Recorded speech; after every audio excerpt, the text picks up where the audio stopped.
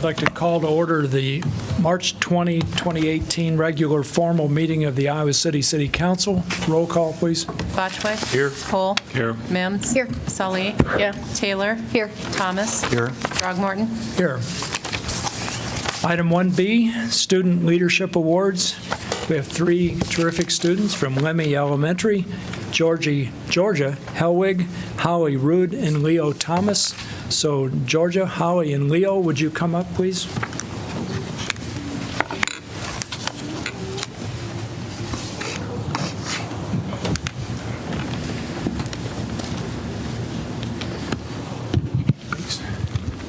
Okay, let me stand between you, okay? All right, so it's great to see you again. We just had a little chat over there, didn't we? All right, so I think we'll start with you, and maybe you can, just for the audience's sake, you could state your name, and then you read your statement, and we'll do the same thing. Okay, I can hold this for you. My name is Holly Root, and here's my speech. A leader, something most people aspire to be and something I am still working to become. We all have traits that make us potential leaders, but at the end of the day, we have a choice to make if we want to be a leader or a follower. And make no mistake, the path of a leader is very hard. You have to be honest, kind, accepting, hardworking, friendly, helpful, and empathetic. And I have to admit, even I have been a bad example. But at the end of the day, I still strive to be the best I can possibly be. All right.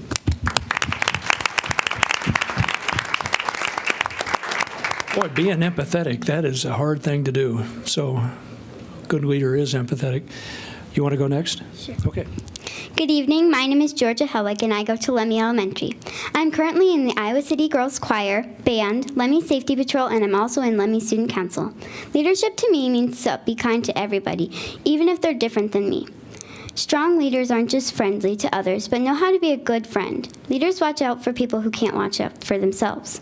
A leader demonstrates courtesy to others and knows sometimes it's more important to be kind than to be right. I'd like to thank my fellow Lemmy students that voted for me and also my family. Thank you and have a marvelous night.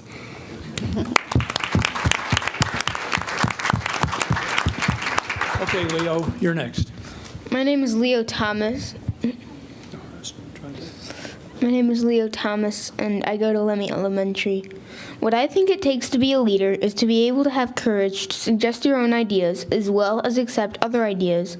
You have to be patient and be not stuck on one idea.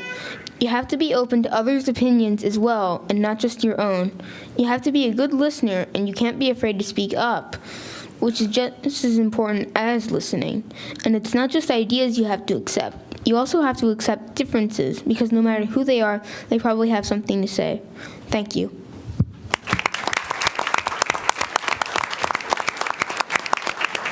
All right, terrific statements. Courage, kindness, empathy, those are great values, and I'm really thrilled that you all expressed those kinds of views.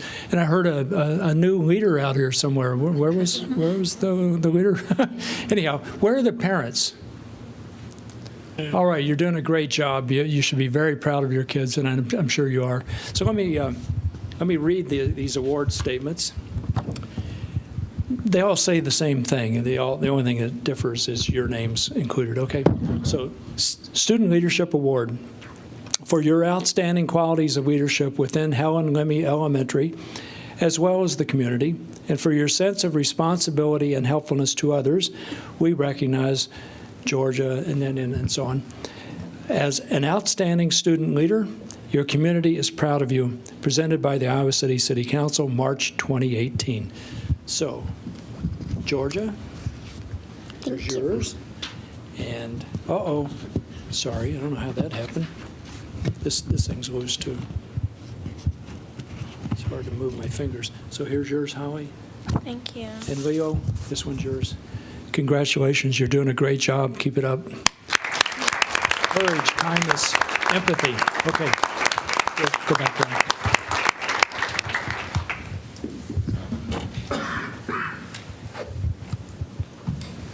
I told you it gets colder in here. Yeah. This whole side. Hey, wait a minute, everybody's leaving. All the leaders. Leading. Thank you.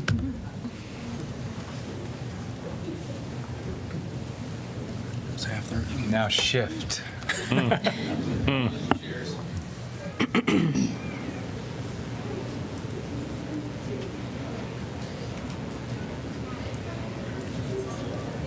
before moving on, I want to say something I try to say before we do the Student Leadership Awards, and that is welcome to your City Hall. It's great to see all of you. We know that tomorrow spring begins, and hope springs eternal, so we can look forward to the coming season. Okay, item 2 is going to be consider adoption of the consent calendar as presented or amended. And before I get an motion, I want to note that we're going to pull items 2E5 and 2E6 for separate consideration.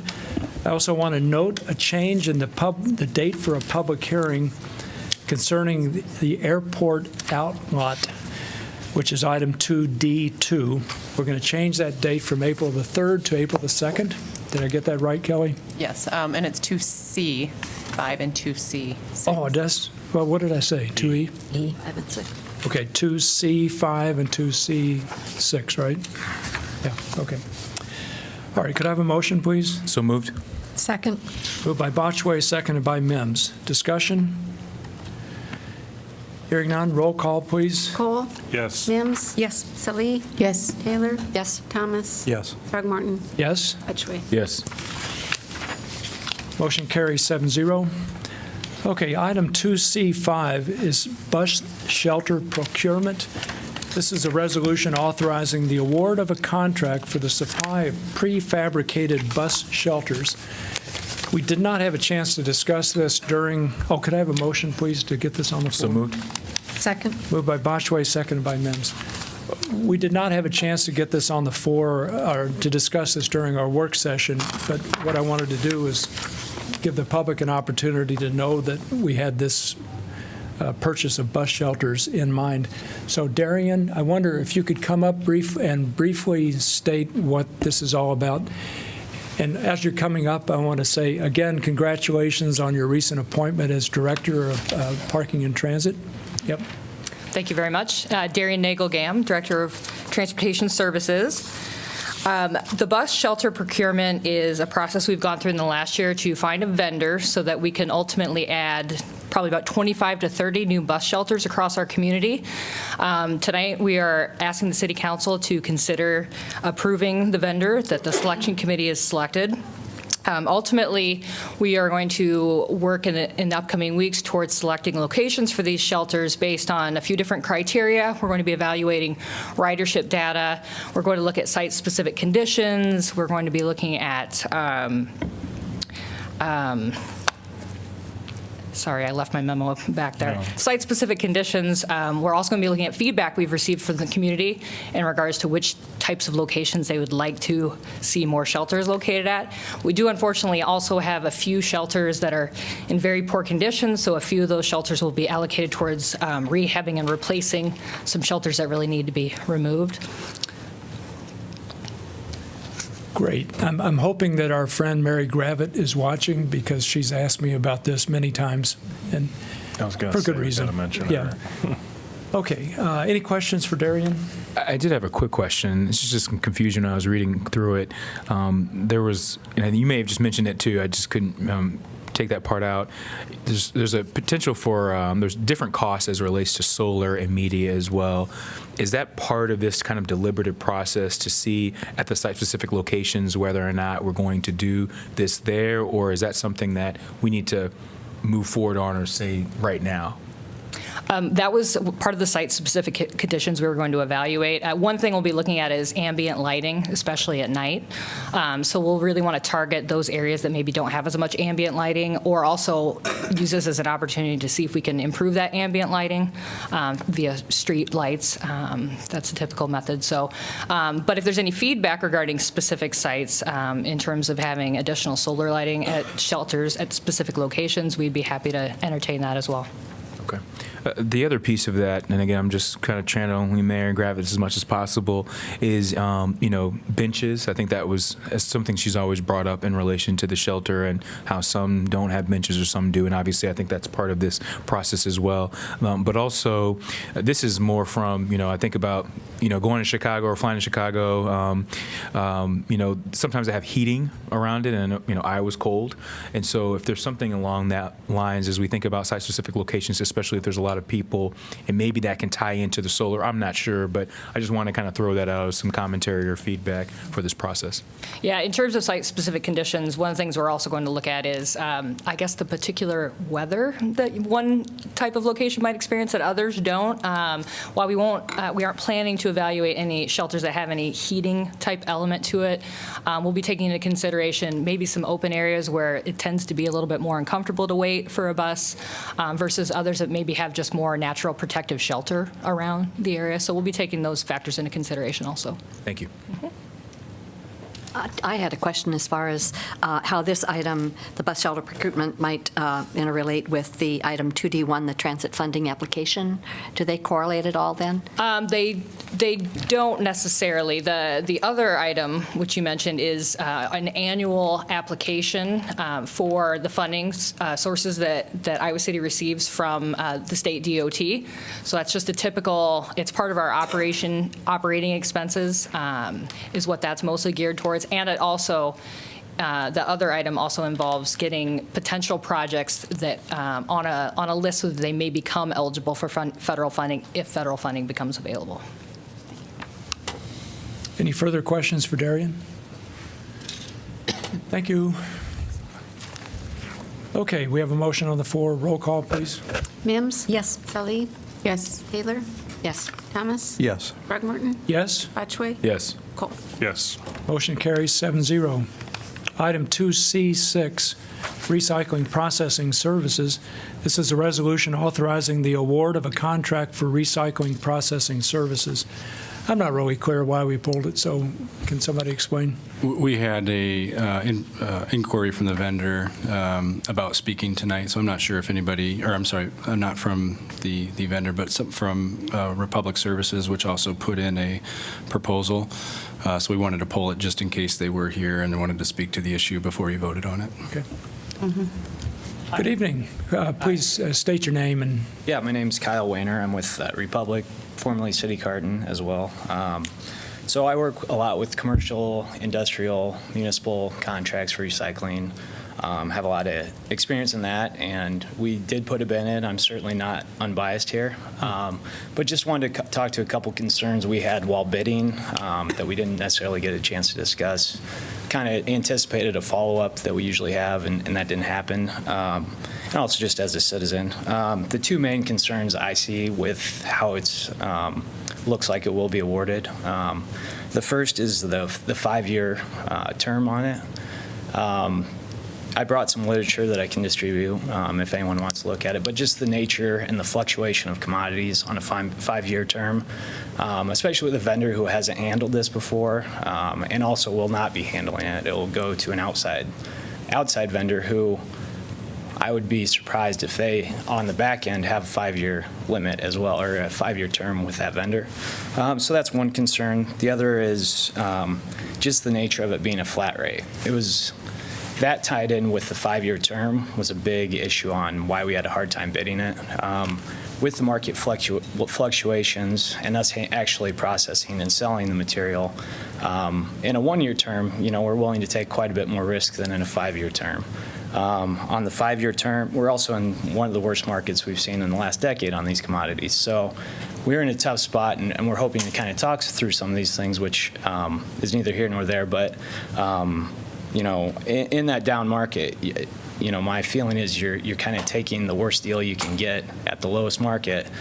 And if that's because you want to have a specific budgeted amount, I do understand that makes some things easier. But generally in our business, it has a cyclical nature. It goes up, it goes down.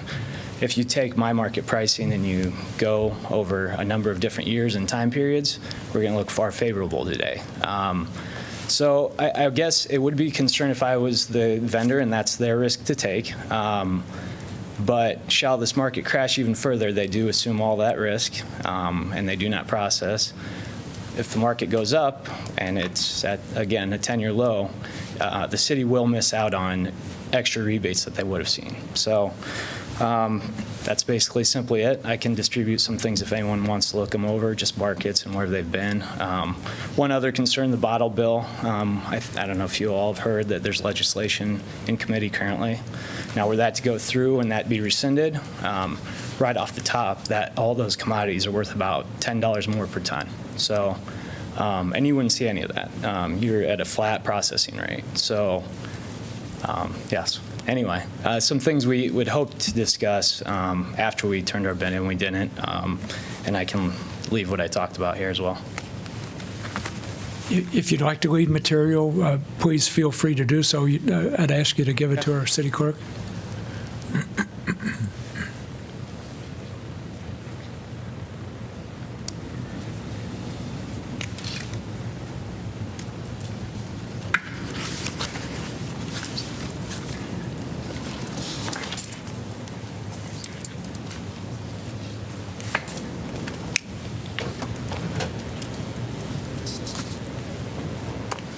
Thank you, Kyle. Yep.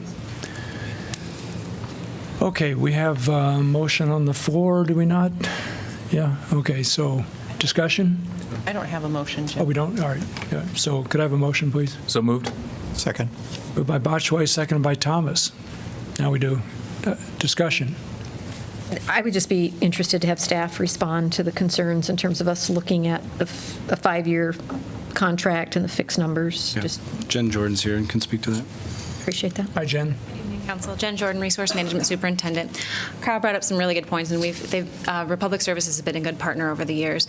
One of the issues, particularly with the 5-year contract, that we really wanted to consider was that the way the contract is set up, is the RFP was set up, that it was that we required a facility to be located within 5 miles of Iowa City, so our city trucks aren't driving all over Johnson County or elsewhere to dump the materials. So we knew with the Republic Services site being, somewhat unknown over the next few years, if we were to work with another vendor, we would need to provide some stability over those 5 years. So shorter contracts with market, as Kyle mentioned, are probably better, but for the sake of the stability of building a facility or adding on to an existing facility in town, we wanted to give the chosen vendor, whoever that might be, an opportunity to kind of have some stability to get a new facility set up. Thank you. Appreciate it. Sure. Any other questions for Jen? Thanks, Jen. Thank you. Okay, any further discussion? Hearing none, roll call, please. Salit? Yes. Taylor? Yes. Thomas? Yes. Throgmorton? Yes. Botchway? Yes. Cole? Yes. Mims? Yes. Motion carries 7-0. Could I have a motion to accept correspondence, please? So moved. Second. Moved by Botchway, seconded by Mims. All in favor, say aye. Aye. Opposed? Motion carries. All right, let's see. And we've already done the consent calendar, right? Okay, item 3, community comment. This is a moment when anybody who wants to discuss any item that's not on the formal meeting agenda should feel free to come up and speak. I'd like to ask you to state your name and then take not more than 5 minutes for whatever it is you want to say. Good evening, Nick. Good evening, Nicholas Tyson. I live at 1240 Esther Court, so that way I don't forget it this time, but let me write my name.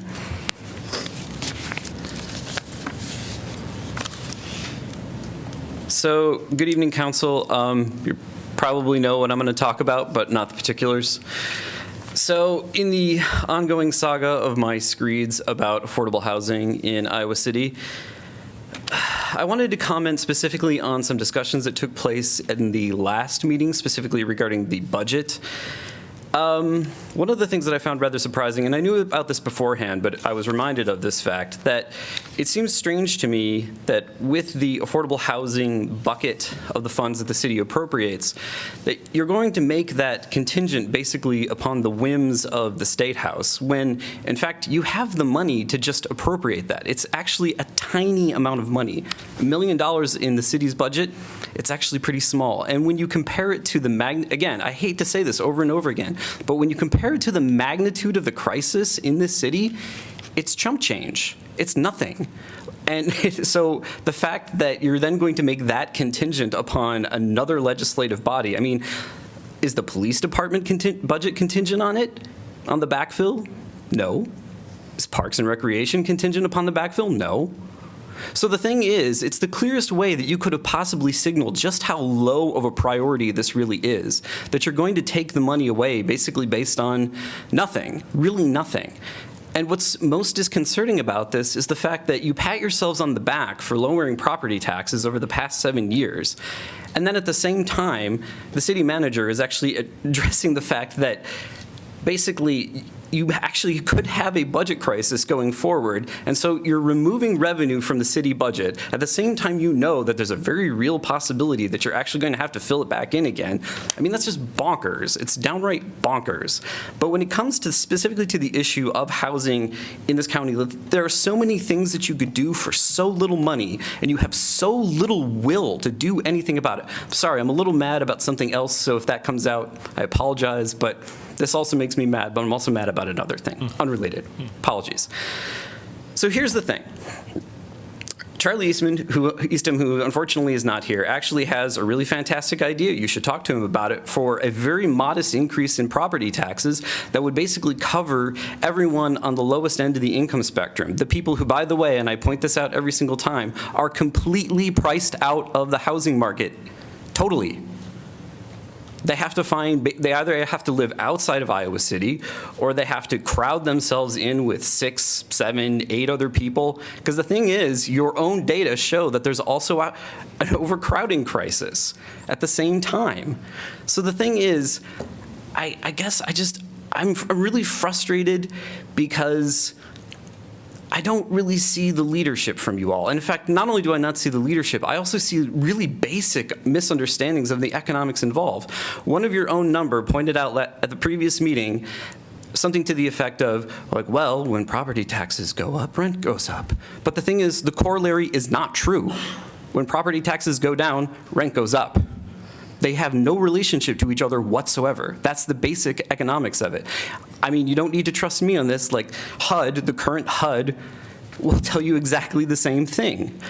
The reason why? Because when property taxes go down, landlords do not pass that along to their renters. And when property taxes go up, they use it as a justification for what they were going to do anyway. And in fact, if you look at Cook Appraisal's own data, all you have to do is read it, you will see that in the 7 years that you reduce property taxes, rents actually accelerated over that period. The increases, they accelerated.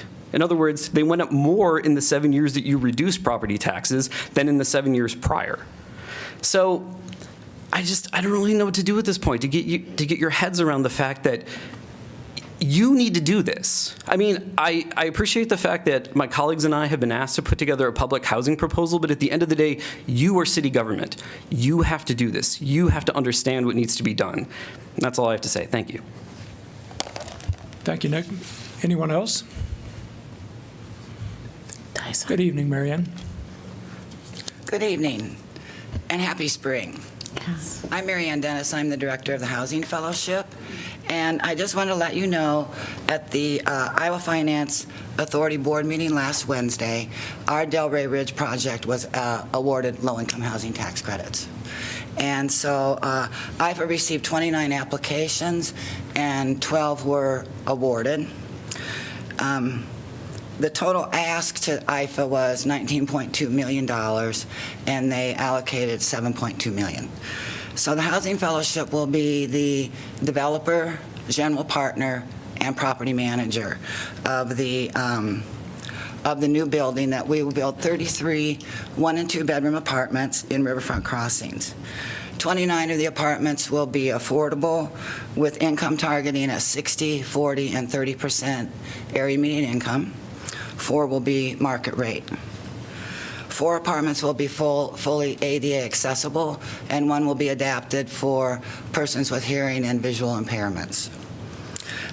Many partners helped with this $6.5 million project and to get the award, and thanks to Iowa City for the $330,000 commitment from your LIHTC fund.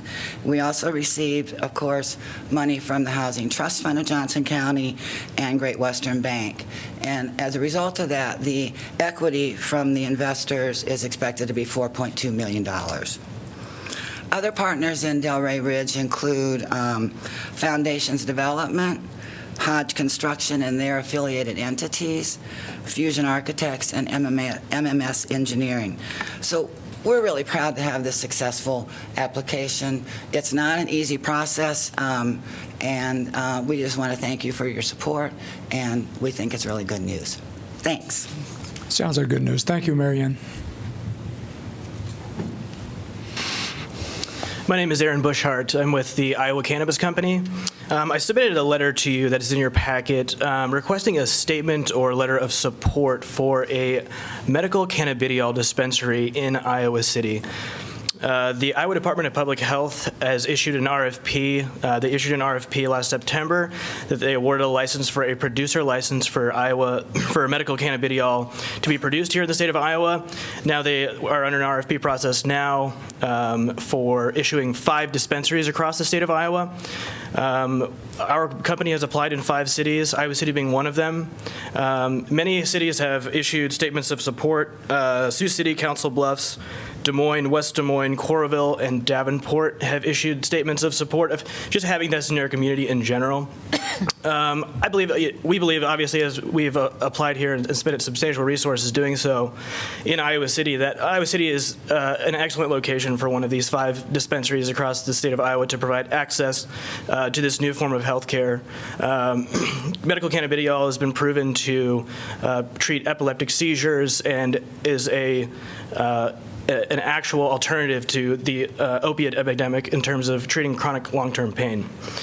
I'm asking today that you release a statement of support or a letter to the Iowa Department of Public Health, just nodding to your openness to having this in your community. We have secured proper zoning forms here in the city of Iowa City for a location at 32 Sturgis Corner.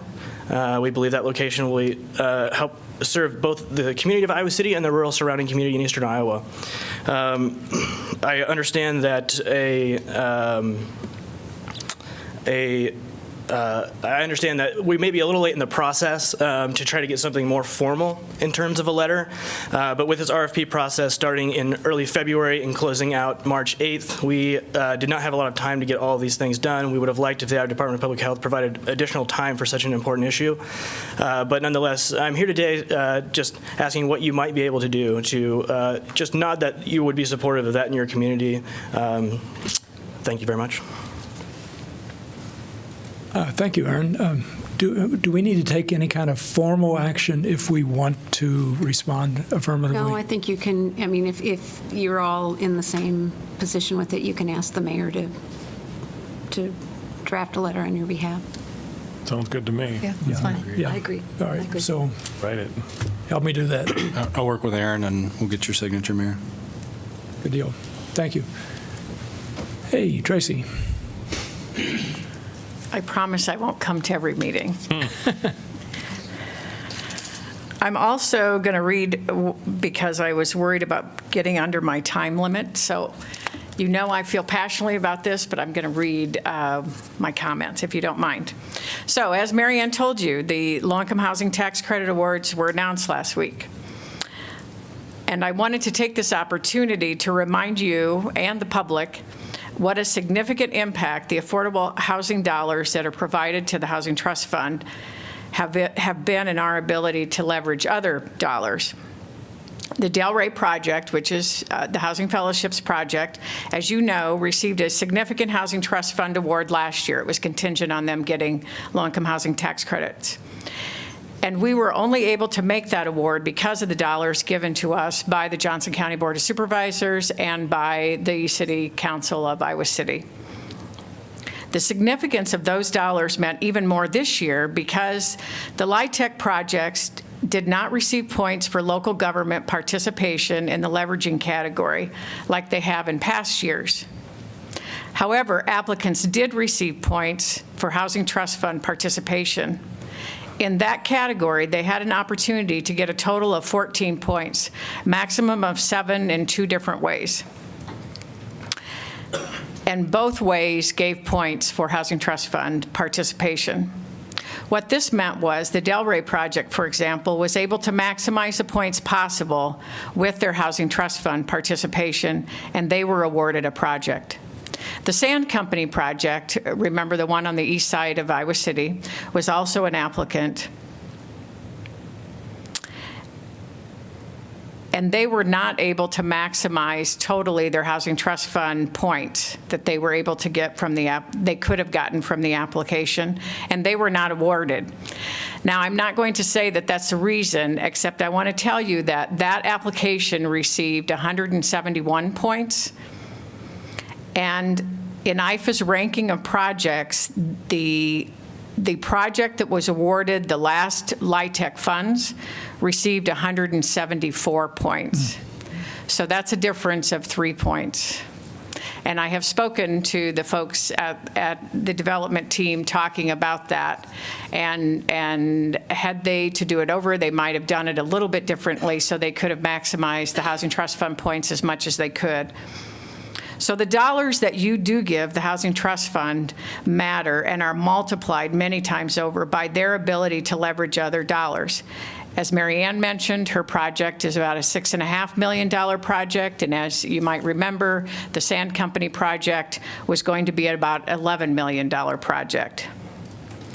And then not related to those two is the Shelter House Fuse project. If you recall, Shelter House was able to leverage $2.7 million in a National Housing Trust Fund grant application.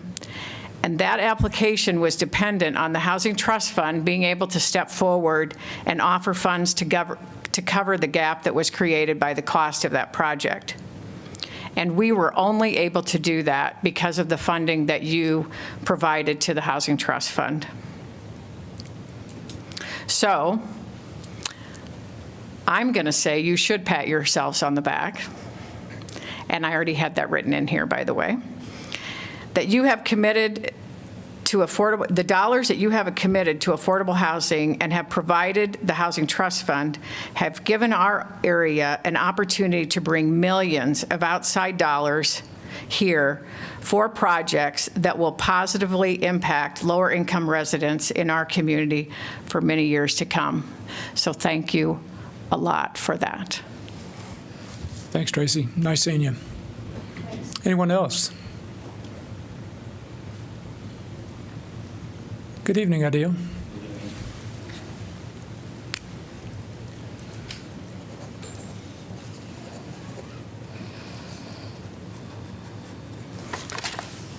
Adil Adam, Iowa City. Today I have just a technical issue regarding when you sworn. I watched President Trump and President Barack Obama and President Clinton and George Bush, all of them on their inauguration, they put their hand on Bible. Somebody hold this Bible by his wife or his son, whatever, and sworn for the office. Here in Iowa City, I didn't see any, like, for example, if you are Muslim, you have to put your hand on Quran, and by your wife or by your husband, and then you sworn. Why I say that? Because in the future, more Muslim maybe they're gonna be here on this area.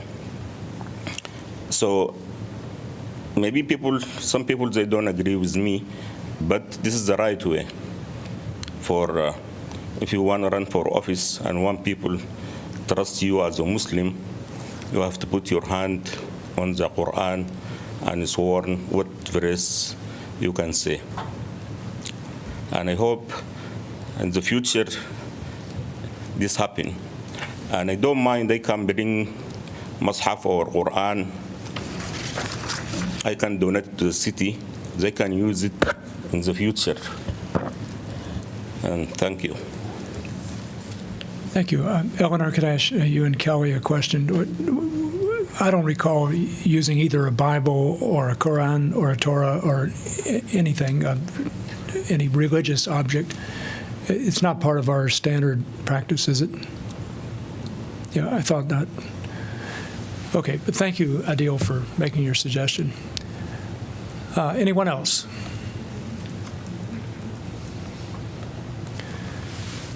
All right, seeing no one else, we can move on. But one of our council members would like to suggest that we move item 7, which has to do with the renaming of Hickory Trail Park to Calder Park, up before item 4. We did not have a chance to discuss this during our work session. I would just suggest that Calder's mother is out doing an interview right now, so I think we should wait.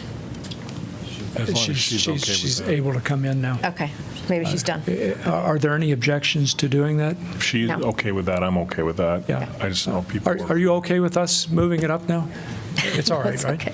Yeah, you need to do it by Do we need a motion, just voice vote, right? So moved. Yeah. Second. Moved by Botchway, second by Soleil. All in favor say aye. Aye. Aye. Opposed? Motion carries. Okay. Zach, help us out with this. Good evening. Zachary Hall, Superintendent of Parks. The resolution before you is to rename Hickory Trail Park in honor of Calder Wills. If you recall, Calder was a young man who battled an illness last year and unfortunately passed away. And his family, Brian and Brianna, would like to donate some funds to the park and have the park renamed in his honor. And by the naming rights of the Parks and Recreation naming rights, it requires 50% of the project cost for a park development and a 2-year waiting period for memorial naming. And the funds that the family would like to be used for Hickory Trail Park, the park has been developed essentially. The funds that they are donating are half of what the amenities are in the park currently, and so they're requesting that the funds be directed towards the playground at Riverfront Crossings Park specifically, and then also that the 2-year waiting period be waived.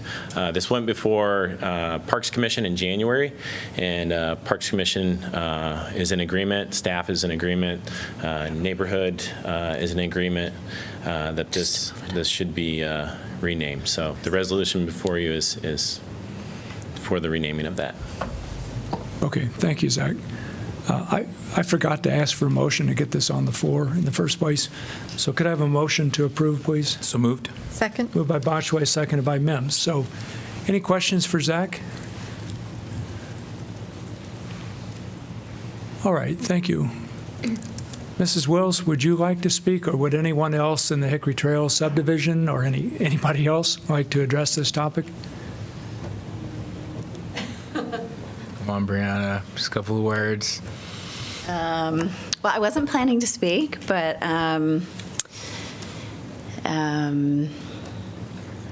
Calder kind of became a legend on the east side of Iowa City. His name was up on the Hoover Elementary School, the Calder Strong, for almost 2 years.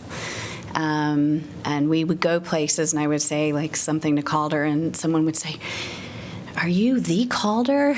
So, kind of became a running joke at our house. We'd call him the Calder.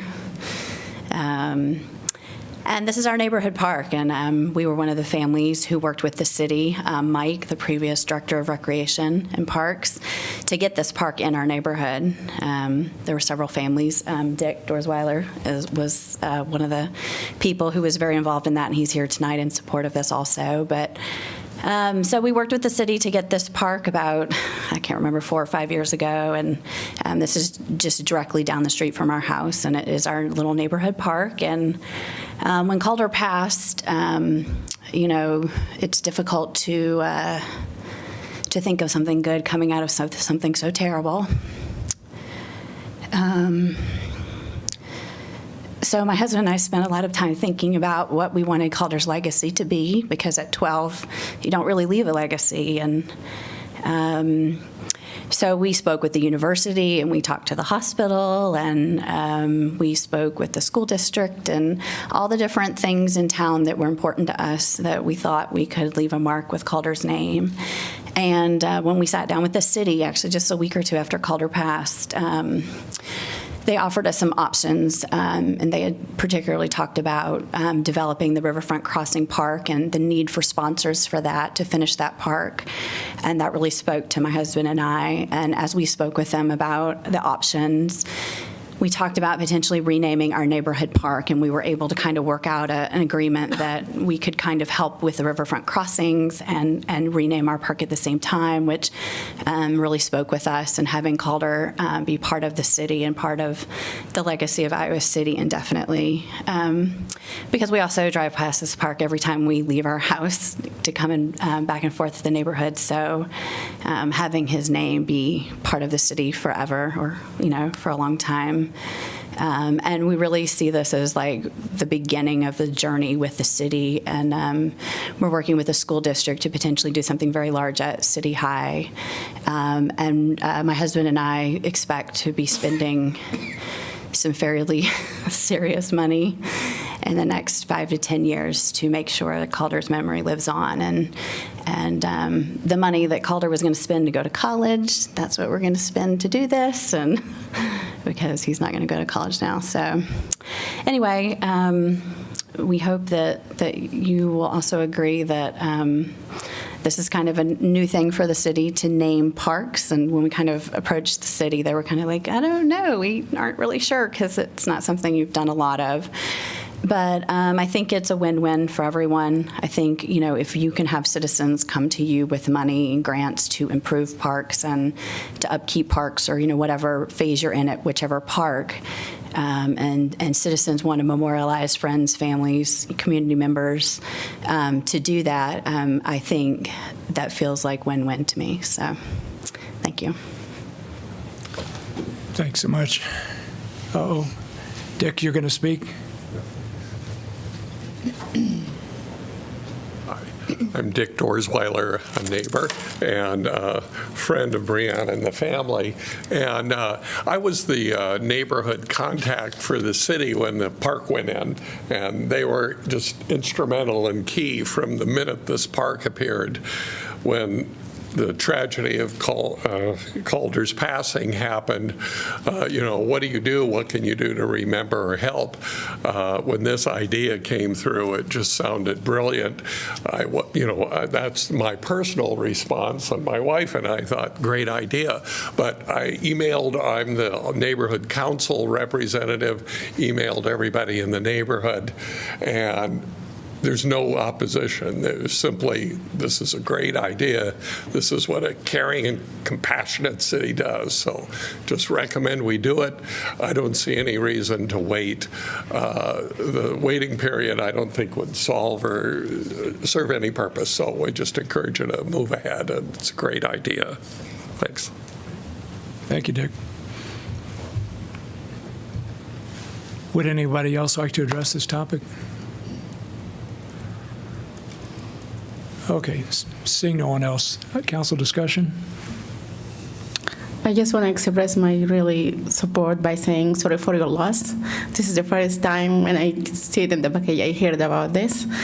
And as Dick said, this is really, by naming, giving the name to this park for your child, this is showing how caring and compassionate our community is. And I will definitely support that. I would agree. I had the opportunity to participate in multiple activities from a school district perspective, and just have a lot of respect for Brianna and our conversations in the past around equity issues and things along those lines. And I think this is a great opportunity to do this, and I'm very supportive. Thank you. I'm also supportive, and I extend my sympathy. I can't imagine the loss of a child and how terrible that'd be, but I think carrying on his legacy with this, and then the Riverfront Crossings Park also is a wonderful thing. It's a great idea. I love neighborhood parks, and I think they're especially appropriate as a memorial, to Calder, who grew up in the neighborhood. So I'm very supportive. Yeah, I am too. I never had the privilege of meeting Calder, and I can think of nothing more painful than going through the process that you and your family went through. You handled it with incredible class. I followed your Facebook posts, and one of the things that really struck me is that as Calder got sicker and sicker, he cared even more for those around him, and he really showed that. I think this is a terrific legacy, and I think it's the least we can do, and keep us posted in any way that we can support this. And it's an honor that you would think of the community in this way, and I'm really proud that we can do this. I can't add to what other people have said. Thanks so much for your generosity, and I really look forward to voting yes on this. Any further discussion? Hearing none, roll call, please. Taylor? Yes. Thomas? Yes. Throgmorton? Yes. Batchway? Yes. Cole? Yes. Mims? Yes. Sully? Yes. Motion carries 7-0. Could I have a motion to accept correspondence, please? So moved. Second. Moved by Botchway, second by Thomas. All in favor say aye. Aye. Aye. Motion carries. All right.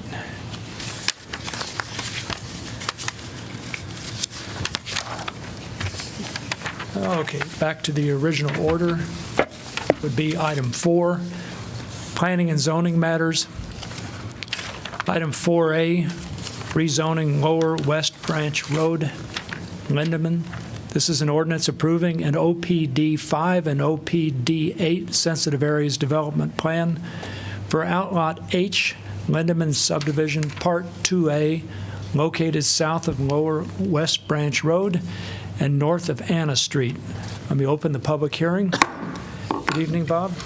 Bob Miklo, Senior Planner, Department of Neighborhood and Development Services. As noted, the property is on the south side of Lower West Branch Road. It's the northern 20 acres of the Lindeman subdivision. The Lindeman property was annexed into the city in 2001.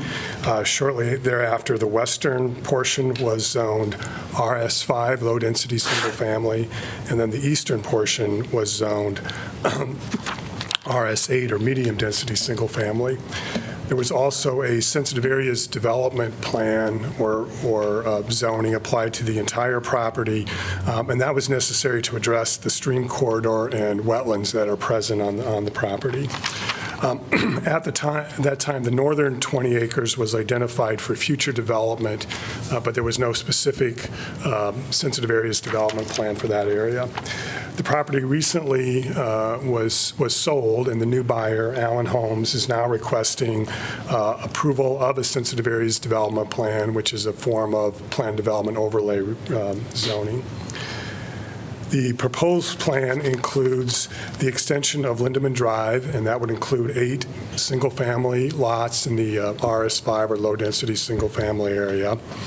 And then the extension of Danielle Drive and Kenneth Drive, as well as a new street, Olivia. The majority of the land would, in this area, would be devoted to single-family homes. I believe there are 29 lots, single-family lots in the RS8 area. And then there would be 41 townhouse-style apartment units in the northeastern corner. And that's basically transferring the density from Outlot A, the wetland area, and clustering it in this area. The plat also includes the dedication of Outlot A, which is roughly 5 acres, to the city for a park. The outlot does include a stream corridor and then also some wetlands. In addition to this public open space, the plan includes roughly a half acre in the middle of the townhouse development, and this would be private open space maintained by the homeowners association for the benefit of the townhouse dwellings. The applicant is requesting a reduction of the otherwise required 100-foot wetland buffer on the western portion of the property. The remainder of the wetland would have the full 100-foot buffer. This area where they're requesting the reduction was previously disturbed for the installation of sanitary sewer. It would also have a trail, so there'd be further disturbance in that area. The sensitive areas ordinance does contain criteria that allows the city to consider wetland reductions. The Planning and Zoning Commission and staff have both reviewed this proposal and do recommend approval of the reduction in this area, keeping in mind that the full wetland buffer would be obtained in the remainder of the wetland area. The Planning and Zoning Commission also agreed that the clustering met the criteria spelled out in the plan development section of the sensitive areas ordinance, and the commission and staff both recommend approval. Some images of the proposed townhouses. They're very similar to existing townhouses that were built at the corner of Scott Boulevard and Muscatine Avenue. If you've seen those, there's a variety of designs at that corner. Be happy to try to answer any questions. Do we know anything about the design of the private play area or park in the interior? Yes, there is a concept plan, and I apologize for not having an image of it, that would include a picnic area, grill areas, and then the landscaping. There was some discussion about possible playground equipment, but the applicant would rather leave that for a later date to see what the population is here and what they would want to see. I ask because that could be a great asset or it could be a detriment, depending on what's there and how it's managed. So I think the city staff needs to make sure it does whatever it can to make sure it's set up properly and will be well managed. And I would like to point out that there, although much of Outlet A contains wetlands and sensitive areas, there are some developable portions of it that may be appropriate for some small park structures or playground equipment, and that would be decided by Parks and Rec at a later date. Any questions for Bob? Thank you, Bob. Would anybody like to address this topic? Hi, John. Nice to see you again. Mayor, members of council, John Yap with Allen Homes. I don't have much to add to Bob's report. With me tonight is Jesse Allen and Ron Amelon from MMS Consultants. I think we had a good conversation with the Planning and Zoning Commission several weeks ago. We've had good discussions with city staff throughout the process of this project, and I'd be glad to take any questions from the council. What about these cul-de-sacs? You know, we haven't liked those in the past. Is that because of the wetlands area that you guys did that design? We wanted the connectivity? Yeah, I think both us and the city staff, in order to preserve that wetland area and to minimize crossings of the wetland, in this case, cul-de-sacs was a more logical design. Okay, thanks.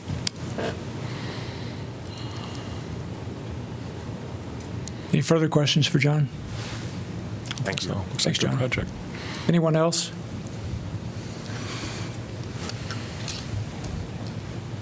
Hi, me again, Nicholas Tyson, 1240 Esther Court. I would just like to note that this is actually a perfect opportunity to do precisely what I was noting earlier. A question, since the developer is here, that you could ask him. What percentage of this is market rate housing? Because, by the way, the units in this subdivision are basically twice what you are expected to pat yourselves on the back for having created. So you might want to ask him that.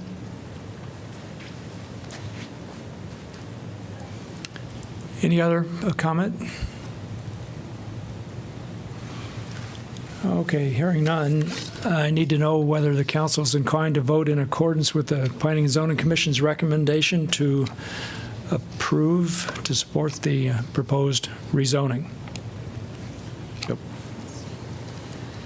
Yeah, okay, so I'm going to close the public hearing. Could I have a motion, please? So moved. Second? Moved by Botchway, seconded by Mims. Discussion. I think this is from my experience, one of the better examples of cluster development that I've seen, where we've clustered the development and used the cluster to shape an outdoor space of a half an acre, which appears, as Jim mentioned, the programming of it is a question, but I think in terms of the way it's shaped by the buildings, it should lend itself to being a very attractive gathering space for the residents immediately. Yeah, it's got that potential. Adjacent to the residences. So I think that's something that as I recall, I can't remember seeing it in quite this vivid an expression.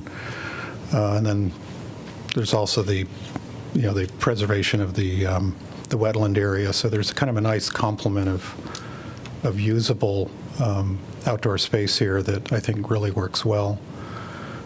So, congratulations to everyone, staff, and Jesse, thank you.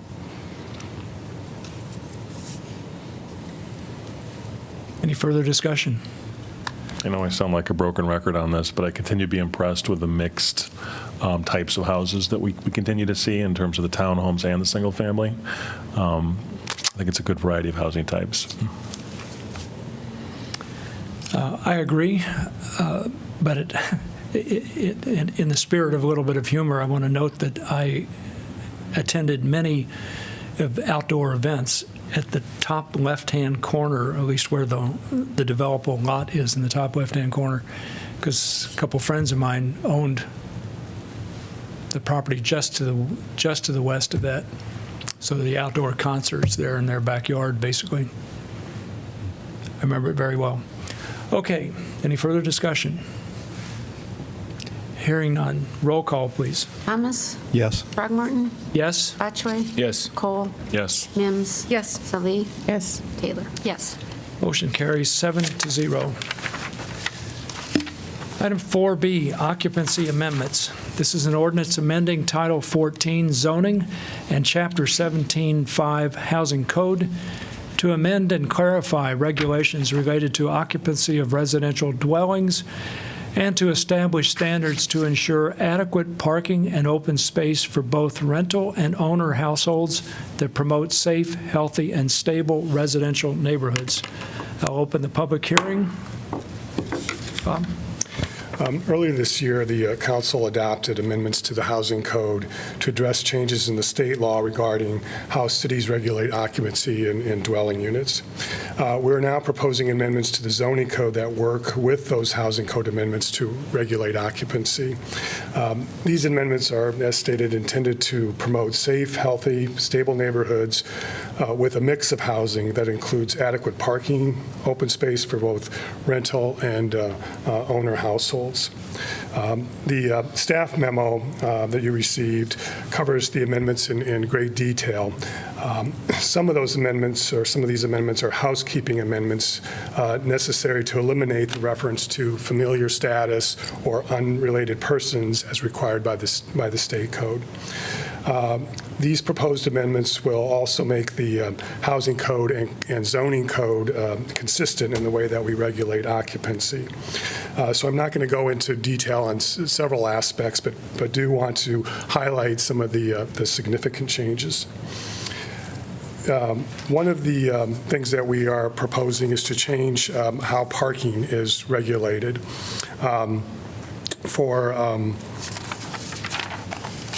Currently, a one-family house is required required to have one parking space, and a two-family house is required to have 2 spaces. Plus, an additional space is required for any unrelated persons in excess of 2. Because of the change in the state code, we're not able to refer to unrelated persons in our zoning code, and therefore we need to change the method of calculating parking. So we are proposing that 1 and 2 bedroom units provide 1 parking space, plus 1 space for each adult occupant over 3.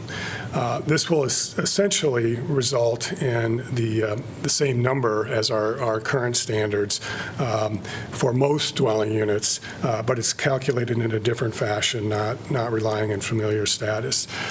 It will require, as the number of occupants increase, or adult occupants increase, the number of parking spaces increase.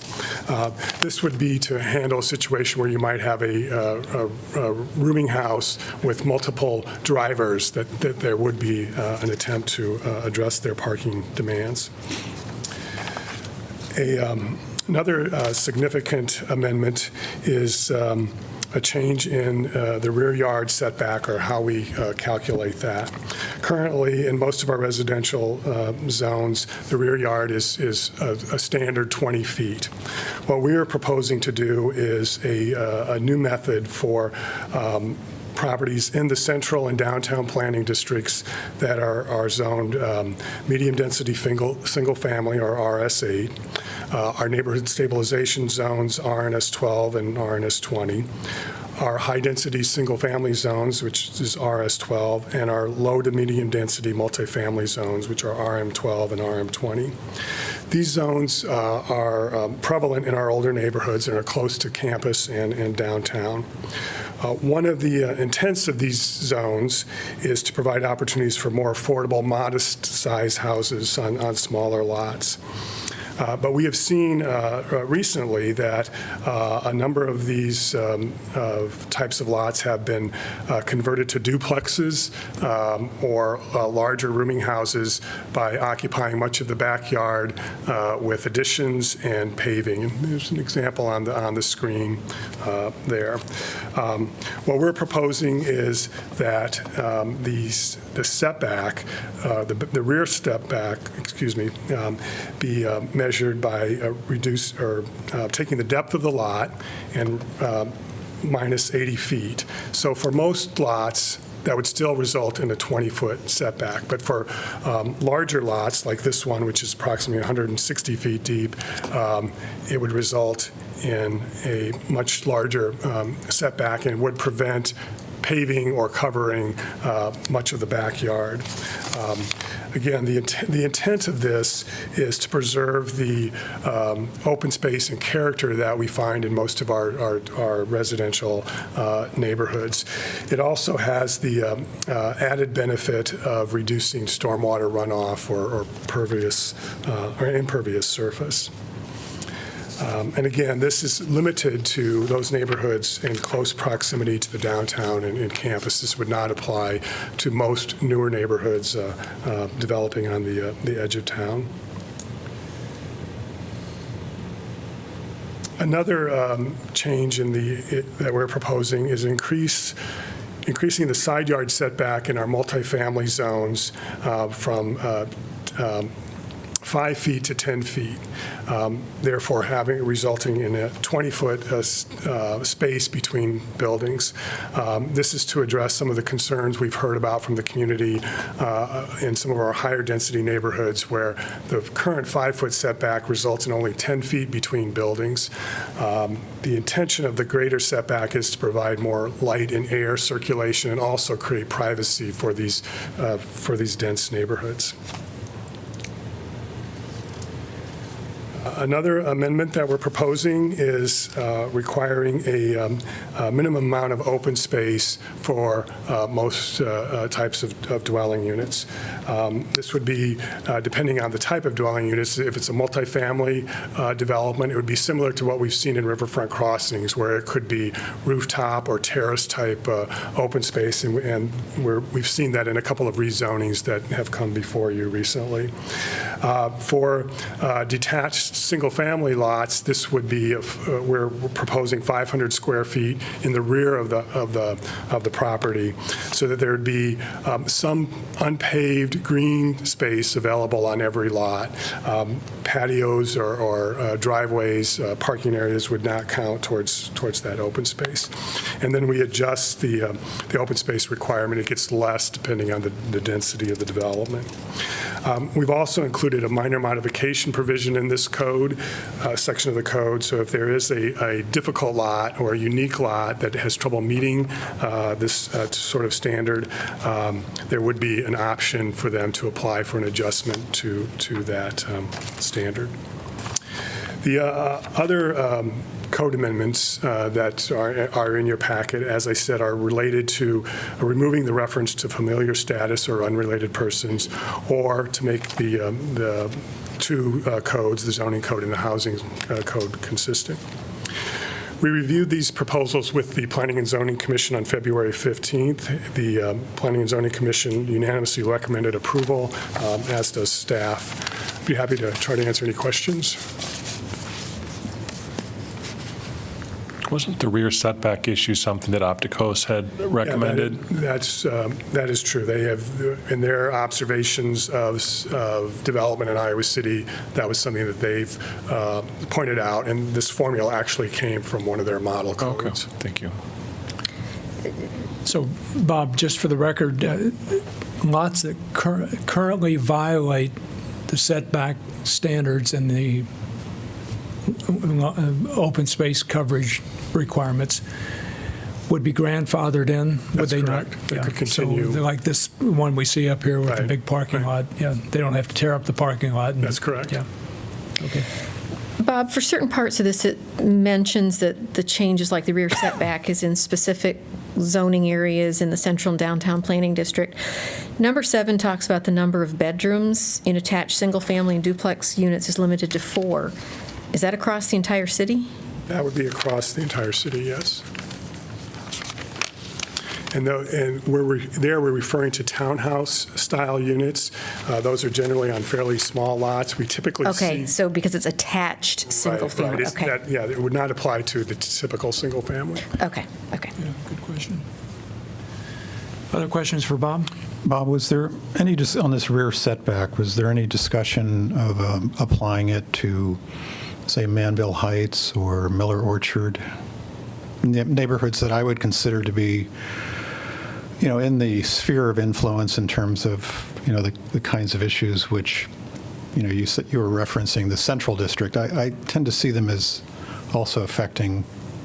Yeah, there was some concern about how it might affect some single-family zones, and we initially want to target it to those areas where we're having the pressures for these fairly large additions. It's something we may look at after adoption of this.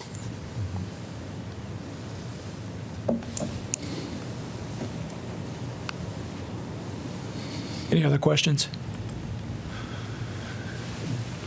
Apparently not. Thank you, Bob. Would anybody else like to address this?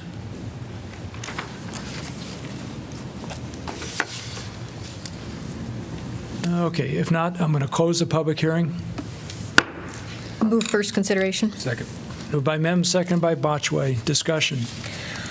I would just like to thank the staff for all the hard work on this. This has been something that Could say at the the same council thing. level we've been talking about for, probably at least 4 to 5 years of how to get a handle on some of these issues that really got exacerbated by the changes at the state level in terms of taking out that familial status. But still, some of these were already issues that we had concerns about, particularly in the close-in neighborhoods. And I think every time you get a change, like at the state level, it's not necessarily real easy to figure out how you adjust to those and how you can make changes to protect, our neighborhoods in light of what they did. So, and I know it hasn't been easy and certainly been time consuming, and I think these are some really good changes. Obviously, we may at times get some feedback that we may find that we need to tweak some things. I think that's something that we've talked about a lot as we've made some pretty significant changes over the last couple of years. But I think it's a great step forward to continue to try and stabilize and protect protect these neighborhoods that have such pressure on them. So I want to thank staff for the efforts. I would wholeheartedly agree. Hit a lot of the points I was going to mention. I think Karen Howard this was kind of her last hurrah before leaving, so thank you, Karen and staff. It's sometimes kind of interesting how things evolve, because I know I personally have been advocating for open space requirements through our residential zones, and lo and behold, we have this action by the state legislature, which ends up triggering usable open space through our residential zones. So you just never know how things will play out. But a lot of work went into this. I do think we now have really, I think, a better strategy in terms of trying to manage, diversity within our neighborhoods. I do have some concerns about what might happen in terms of not limiting additions in certain parts of the city, but I guess we'll just have to pay attention to that and see how that plays out. I feel the same way. I'm actually feeling a lot better about where we are now as opposed to where we were after the legislature made that change related to occupancy. And as you say, John, I think that's really caused us to look at a lot of things that maybe we should have updated anyway, and I think this process has actually been sort of good for us. So we'll see how it goes. But I was going to say the same thing, too. I mean, thanks to our staff. I mean, this is incredibly complex and technical, and I think they really captured the spirit of what we're trying to accomplish, but actually make it work. So thank you very much, and I'm going to support it. Yeah, the point you just made, Rockne, reminds me that this is an example of how we as a council or individual council members can't really understand and get into the real nuts and bolts, the nitty-gritty of each of these kinds of ordinances, because they're very technical, deep, very complex, and thankfully we have good people like Bob helping us on this. Any further discussion?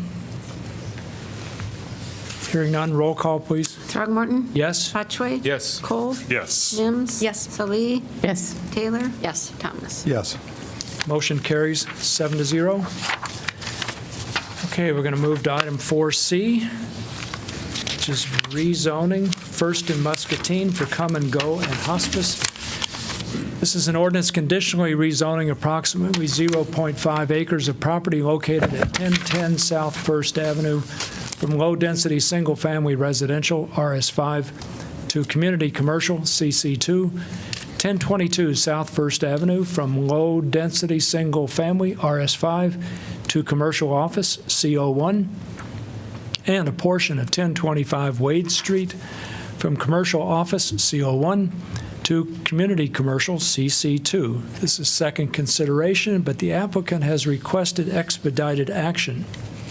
I move that the rule requiring the ordinances must be considered and voted on for passage at 2 council meetings prior to the meeting at which it is to be finally passed be suspended, that the second consideration and vote be waived, and that the ordinance be voted on for final passage at this time. Second. Moved by Mims, seconded by Taylor. Discussion.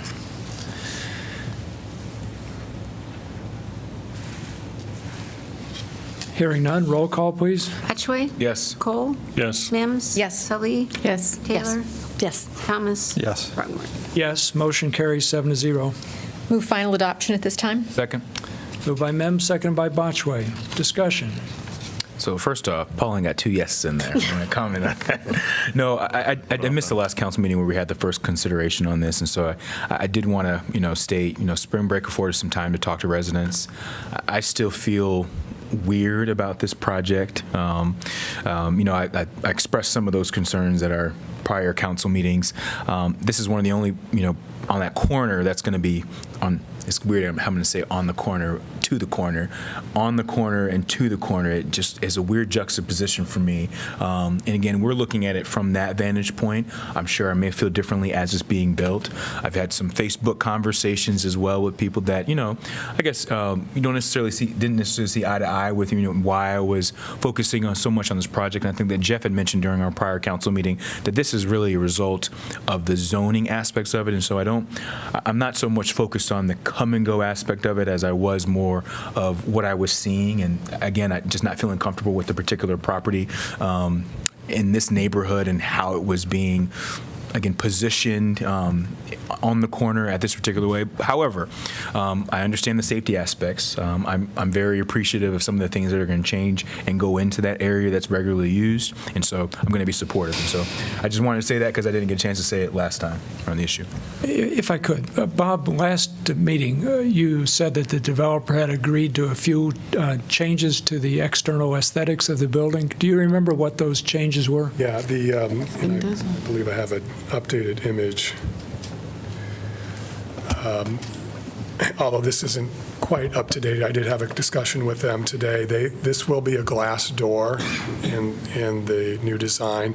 They've extended the canopy, and they've also introduced a herringbone pattern in the brick in these areas. Are we looking at them from Muscatine? This is from Muscatine looking south. So this is what you would see at the corner. The previous plan was basically a blank wall.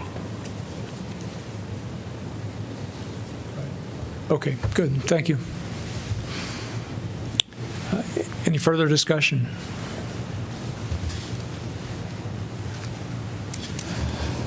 Hearing none, roll call, please. Cole? Yes. Mims? Yes. Salee? Yes. Taylor? Yes. Thomas? Yes. Throgmorton? Yes? Botchway? Yes. Motion carries 7-0. Could I have a motion to accept correspondence, please? So moved. Second. Moved by Botchway, second by Thomas. All in favor, say aye. Aye. Opposed? Motion carries. Item 5, water rate public hearing resolution. This is an ordinance amending Title 3 entitled Finances, Taxation, and Fees, Chapter 4 entitled Schedule of Fees, Rates, Charges, Bonds, Fines, and Penalties, and Title 16 entitled Public Works, Chapter 3 entitled City Utilities, Article A entitled General Provisions, Section 5 entitled Establishing City Utility Accounts, Deposits Required. I'll open the public hearing.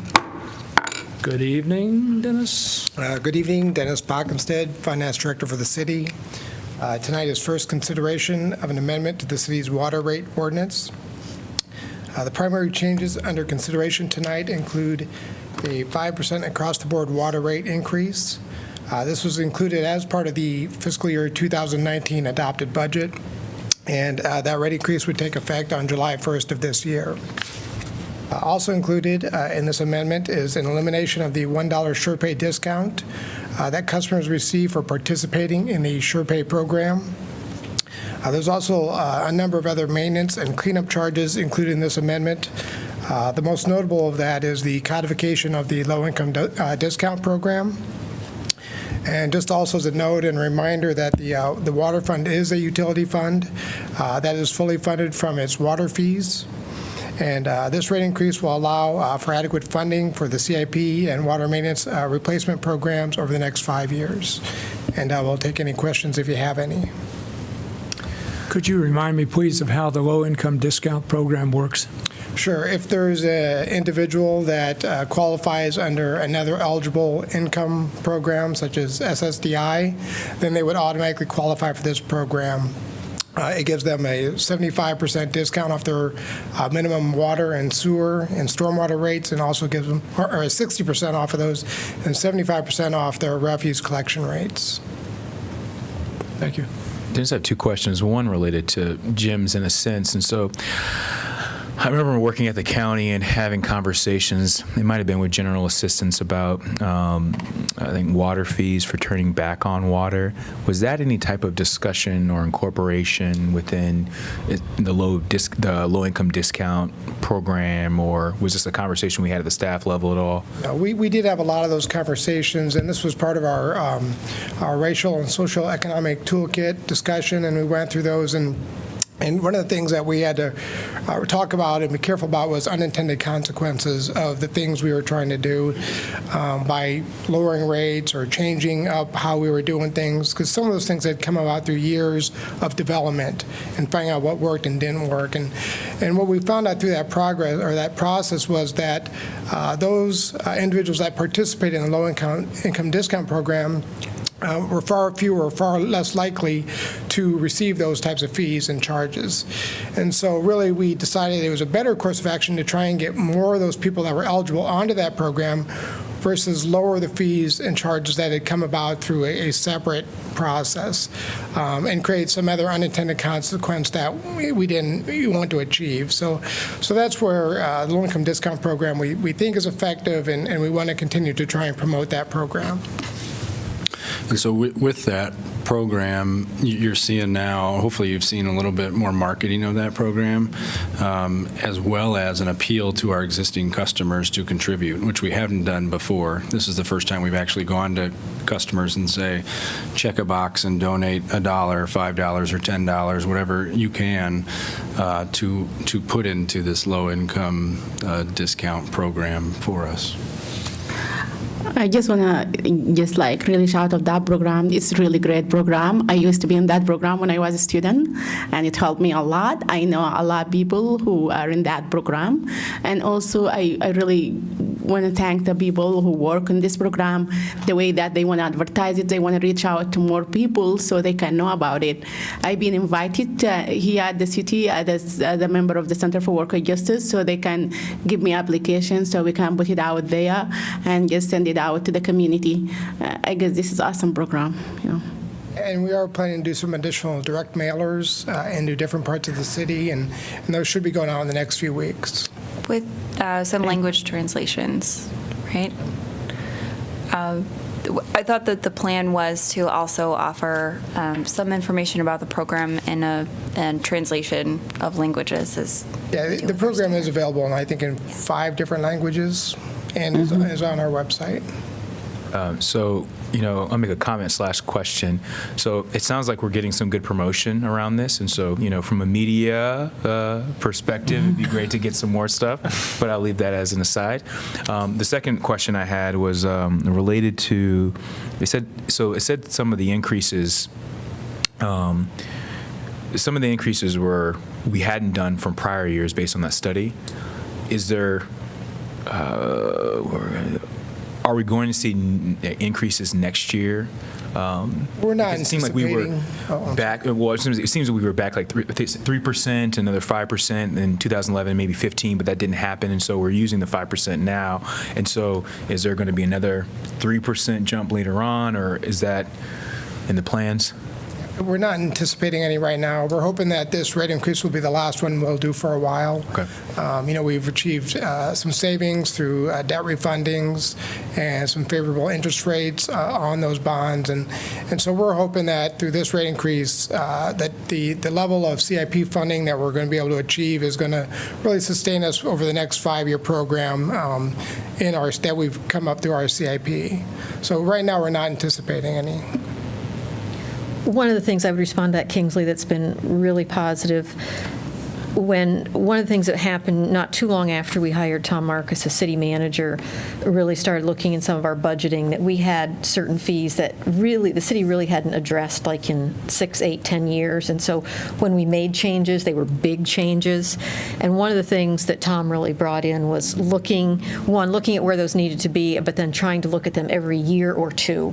And so whether it's the bus passes, cost for bus rides or water or the landfill or whatever, as we go through the budgeting process every year or two, making sure we look at those so that when we do make increases, they're not huge increases. They're a little more incremental, and I think staff has done a great job in kind of doing that on an annual basis, and so that it's every year or 2 or 3, whatever, depending upon which fee it is, that we probably are seeing those increases. We've got inflation, we've got staff costs, et cetera. They're always going to be going up gradually at some point. So In an ideal world, we're making those small incremental ones, but we're also staggering them. So on your utility bill, you're not getting an increase in waste and water and sewer and stormwater all in the same year. We're trying to do our best to make sure that they're small and they're staggered. It's not always easy, but we've been successful the last few years in doing that. Any other questions for Dennis? Thanks, Dennis. Okay, anybody else like to address this topic? Seeing no one, I'm going to close the public hearing. Move for resolution. Second. Moved by Botchway, seconded by Soleil. Discussion? all I'll say is that Iowa City used to not have very good water, and now we have outstanding water. So anything to continue to do that and to support that, we need to support. So, It was only after about, what, $20 or $30 million water plants? yeah, but it was not good. Now it's great. I agree. I agree. Well, the mockery used to be relentless. I'm so glad that council did that. All right, any further discussion? Hearing none, roll call, please. Lee? Yes. Taylor? Yes. Thomas? Yes. Throgmorton? Yes? Batchway? Yes. Cole? Yes. Mims? Yes. Motion carries 7-0. Item 6, establish urban renewal plan. This is a resolution determining an area of the city to be an economic development area, and that the rehabilitation, conservation, redevelopment, development, or a combination thereof of such area is necessary in the interest of the public health, safety, or welfare of the residents of the city, designating such area as appropriate for an urban renewal project, and adopting the Foster Road Urban Renewal Plan therefore. I'll open the public hearing. Wendy. Good evening, Council. I'm Wendy Ford, Economic Development Coordinator, and tonight you have before you a resolution to consider adoption of a new urban renewal area. And that is one here on Foster Road, or what will be Foster Road, that connects Dubuque Street to Prairie du Chien.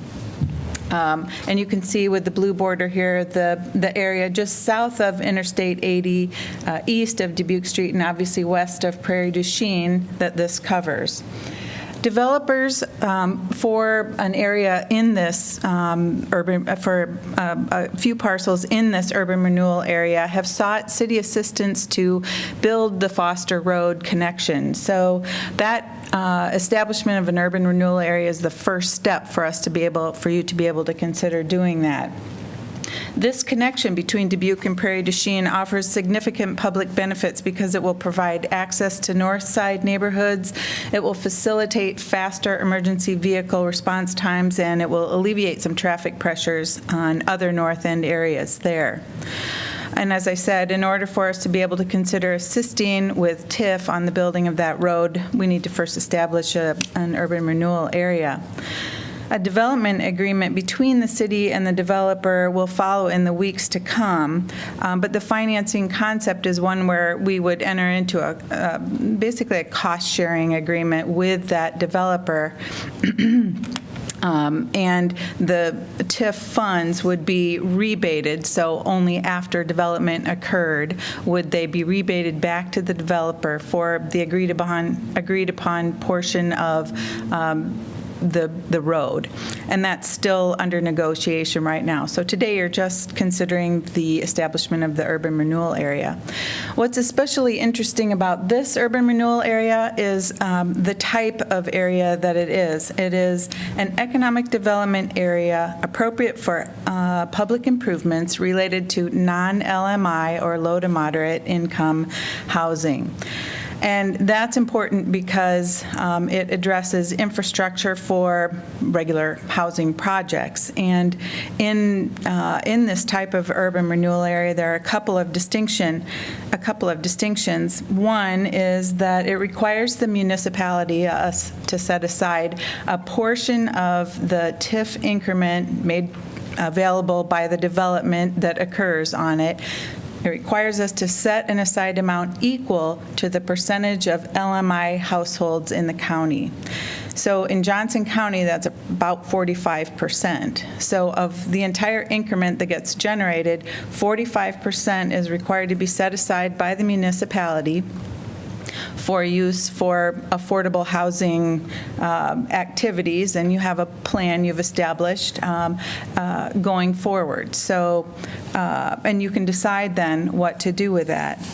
The other unique thing about this kind of urban renewal area is that it has a 10-year sunset and it's done. So there's a limited time frame for that development to occur. 45% of the increment that is generated from it gets set aside in our own affordable housing, for our own affordable housing activities, and the other 55% then over those 10 years can be rebated to the developer for the agreed upon costs of the road. And just as a point of interest, we've, of course, do some estimations on what the value of that developments will be or could be in that area, and using the drawings that the developer has for development on about the eastern two-thirds of the road. At the far right of the slide here would be where the new road would intersect with Prairie du Chien. So you can see a kind of a wide U-shaped building there in the middle, and then several townhome-type buildings below. The property value of those buildings could generate up to $4.6 million in TIF increment over the course of those 10 years. 45% of that would be $2.1 million that could go into our affordable housing bucket, as somebody referred to it as. And the other 55%, about $2.5 million, could be used towards the road if we so agreed to spend that much. The cost structure that is being discussed at this time for that section of the road is such that the area that the developer owns down to the property line here at the lower left of this diagram or I should say all the way to Prairie du Chien, is that the city would essentially share the cost 50-50 with the developer on that part of the road. From the point in the lower left to Dubuque Street, that would be 100% on the city. The beauty, if you want to call it, of this project is that the developer would build the entire road, get it built, get it paid for, create the increment that then would allow for us to participate in the financing of that 50-50 section there in the 100% section on the western third-ish or so. So kind of a unique concept for TIF area, or for TIF projects that we've done in a kind of a unique urban renewal type of area. Any questions? I'd be happy to answer. There may be questions, but I'd like to just say that it's a new type of TIF for me. So one continually learns in this job. It's always something new coming along. It looks like a really good tool for us to use in this context. So do we have questions for Wendy?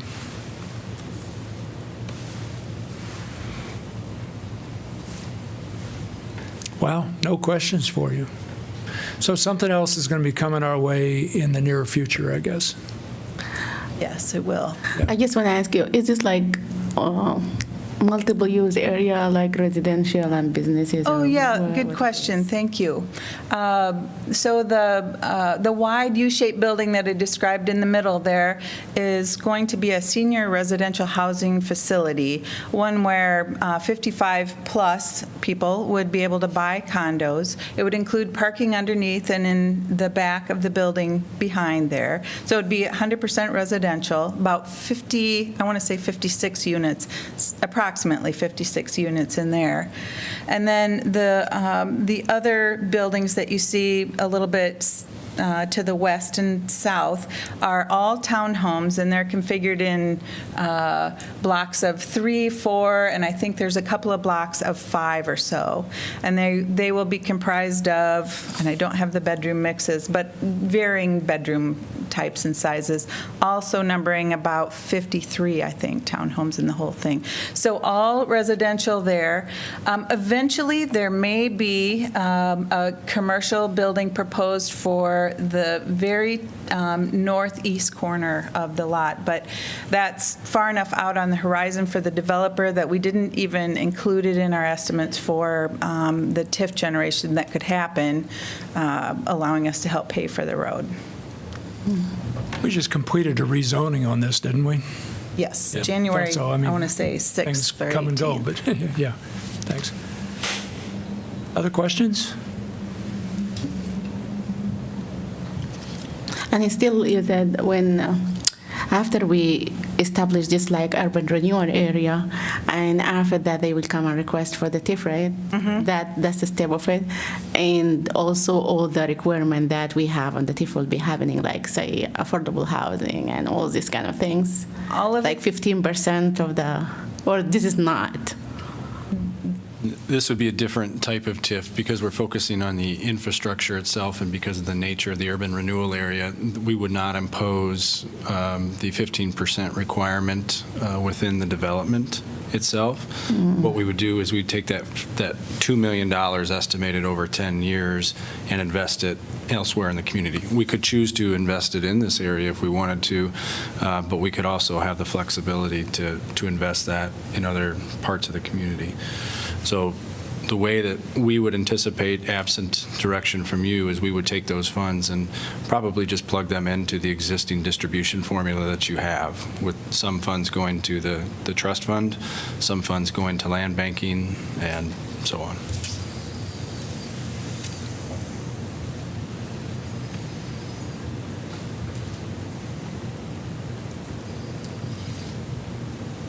Hearing no further questions. Thank you, Wendy. Would anybody else like to address this topic?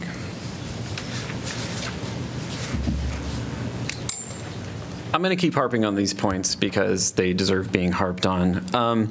So once again, we have an example of a development that is, by the way, 100% market rate housing. And it's really quite galling how, once again, the city prefers an elaborate Rube Goldberg machine in which affordable housing will get its money, eventually. And the thing is, it's $2 million over 10 years, which, by the way, in yearly increments is not actually that much. But meanwhile, a bunch of relatively expensive condos and townhomes will be built, so the rich people get their houses, and the poor, well, maybe they'll get housing eventually. Thanks. Thank you, Nick. Anybody else? All right. Seeing no one else, I'm going to close the public hearing. Move resolution. Second. Moved by Botchway, seconded by Thomas. Discussion. So I'm going to agree with Jim. I think this is kind of a new type of TIF, and so Not a TIF. or type of urban renewal. Urban renewal. Sorry. Urban renewal. In the TIF, or ultimately some of the money that's being generated from that will be coming towards affordable housing. So I appreciate, Wendy, you coming before us and kind of explaining a little bit more about that. I would say that, and Nicholas, I plan on, trying to catch you hopefully afterwards. I was trying to look up your email real quick, or even on Facebook, and couldn't find you.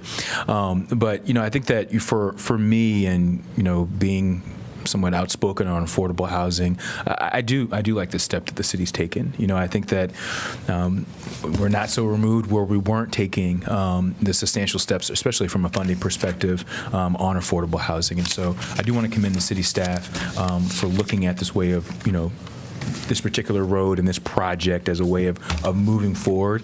And I'm appreciative of $2.2 million. I think that there's other revenue and things that we're going to discuss from a work session standpoint later on down the road that I think I'm going to harp on as far as how can we do more in the sense of what Nicholas is talking about, or Mr. Tyson's talking about, but I do want to make sure that we do, I wouldn't say pat ourselves on the back, but definitely pat city staff on the back for giving us a project that I feel at least crosses off some boxes for me as far as moving forward in the direction that I can be proud of. Are we still in the public hearing? Have we closed that yet? No, the closest. Oh, we Close didn't. it. Okay. I just want to say, the earliest item number 4A for the rezoning Lower West Branch Road, and everybody agree and said that's really good project where they have different kind of mix, kind of housing like singles and townhouses and everything. Yeah, that's true. It's really good project, but who gonna live there? It's still the people who can afford to buy those. To me, as long as there is no, some part of affordable housing there, we still, dividing the communities and making people live in this area who are not, really low income, or the people who really rich people, just as Nicole said. In this also project, I guess, You're telling me this is like new type of urban renewal, but at the end of the day, we're giving out TIF, and TIF is TIF, I guess, and we need, and we're giving out money, then we need to figure out what we need out of that money. And just like taking, I understand, I like the $2.1 million for the affordable housing, but just that is not really the thing we want to see. I want to see actual affordable housing in this kind of area. They have a lot of house going to build there, but why not having some affordable housing there? So still we can have mixed people, mixed income people living there. If we can find a way to, when we give our TIF, we just ask, as the city, maybe I don't know, I need many time to understand the TIF, but I just saying, as long as we giving out money, we can just say what we want from them to do. And I hope, this is the early discussion for this, but I hope when we come and talk about TIF, we need to put that in mind. We need to have some kind of affordable housing component everywhere that we give our TIF. This may be helpful. If I were to contrast this with the way we would typically approach a TIF deal, and the nature of the development is pushing us in this direction, but what you would get here is we would work with the developer on his buildings that are being built. So you would get half a road. You wouldn't get the road all the way through to Butte because the developer's not going to push that through. And you would get 15% of those units that would be TIF'd for I think we're calling our TIF policy a 15 or 20-year, 15-year period. After 15 years, those units would no longer be affordable. They would go to market rate. So by taking this approach, we're generating the 2.1 million estimated. Yes, it's over that 10-year period, but we can take those funds and invest them in projects like you heard about today from Marianne and from Tracy that have longer affordability periods that meet a lower income threshold, where that's 30, 40, or 60%. We think we can get more bang for your buck, essentially, by doing that. Even if you took the number of units and you said there's a 15% affordability requirement, and then you look at our fee in lieu of, just using the Riverfront Crossings example, you wouldn't generate that $2 million. So I think with this case, with this approach, yes, there's not a requirement for affordable units, but we're generating more dollars. We're getting more value out of it. From a public infrastructure standpoint, we're getting the road all the way through, which helps not only this particular neighborhood, but helps the greater region as an important east-west connection. So I understand that we'd like to get more and more and more, but at least from a staff perspective, we feel like this is a really, really good approach here that's going to open up some opportunities elsewhere in the community. We can still achieve affordable units in here. If we want to invest some of that increment back in here, we can work with the developer to do so. Is the developer going to sell those units, or it is for renting? I don't know. What do you mean if they being affordable, it will be only for 15 years? You mean... That's the TIF policy. The TIF policy. Yes, I know that's the TIF policy, but if he's selling the unit, and I went there and I bought the affordable one, it's mine. And it's not going to be like for 15 years. It's automatically mine. But doesn't that 15-year affordability is on rental property? Right. It's on, Yeah. Yeah, I'd have to go back and look at it. Then we really have to go and see this and really, try to, is this something for sale? Is this something for rent? I understand that River Crossing is like most of them are renting. Maybe that's why it's 15 years. And after that, we know that it's no longer. That's why it's good to take the fee in lieu and just use it somewhere else. But if this like houses, where are they going to sell it to people? Okay, sell 15% affordable. This way, we will achieve our affordable housing crisis that we have. We are not doing anything about this, by the way. Typically, when you have an affordable housing requirement on a sale, if it was 15 years on a sale, then if that person decides to sell after year 15, there's no guarantee that the affordability doesn't run with the property. Yeah, I understand what you're saying, but as long as we sold it affordable for the people who like by income, then we know who get it, and those people are low income. Later on in the future, they no longer low income. That's our goal. We don't want them to be low income all the time. I understand what you're saying. Yeah. I actually agree with Jeff and some of the comments he'd made, because I was really encouraged by Marianne and her presentation and what we're going to have in the riverfront crossing. And I think it may seem like baby steps to some of you, but it is progress, more than what we've seen before. And I think one thing what you're looking at is that we need to work with the developers and encourage the developers when they are making housing developments to have it affordable. In our packet, I showed you some examples of tiny homes in Bartlesville, Oklahoma, and it's a wonderful project, and those are things that we can do, and if we can encourage developers to do that kind of thing. But I think Jeff's point about the $2.1 million and having it up front and now rather than having this sunset in 10, 15 years is positive, and we have to look at it that way. And actually, what now we're just looking at is approving it as the urban renewal plan and not really the development itself. I understand, but really to comment on your, I saw the project that you brought for the tiny houses. But do you think that what we want for our residents to live at is really tiny? No. And it is tiny, and I think when I went back to the history of this country, I find out some kind of those houses being done long time ago. Are we going back or are we going forward? I'm not gonna, like, if I am a low-income families who have 4 children, I'm not gonna live in those kind of houses. That's my own opinions. I don't think we want to build those kind of houses for our low-income people because they are low-income and they deserve tiny houses. Any other discussion? I'm supportive of the urban renewal. The only thing I would say as we talk about this 2.1 million number, Jeff, that can be used for like LIHTC if one of those projects will come in the future. And the thing that really struck me, I remember I had coffee with Marianne Dennis a couple years ago, and she talked about leveraging equity in private developer equity. And I think the number she talked about was $4.1 million. So I'm hoping we can use this fund strategically to multiply this, so it's not just the $2.1 million. We can leverage a huge multiple of that. And, I want to make more progress, but by the same token, I think we have to celebrate all the progress that we do make. So I'm supportive of it, and I want to give a shout out to Rick Dobbins. Didn't he advocate for this for a long time? So it's really sort of goes to show that over time, sometimes you don't move forward on certain projects, but eventually you get those projects through. So shout out to Rick Dobbins on this. By You this, get to Hy-Vee more quickly. You mean extending Foster Road? Yeah, extending Foster Road, yeah. Well, if Rick's listening, he'll appreciate the compliment. So I think this is a deft use of an available tool, and I'm very pleased that staff was able to figure out how to do this.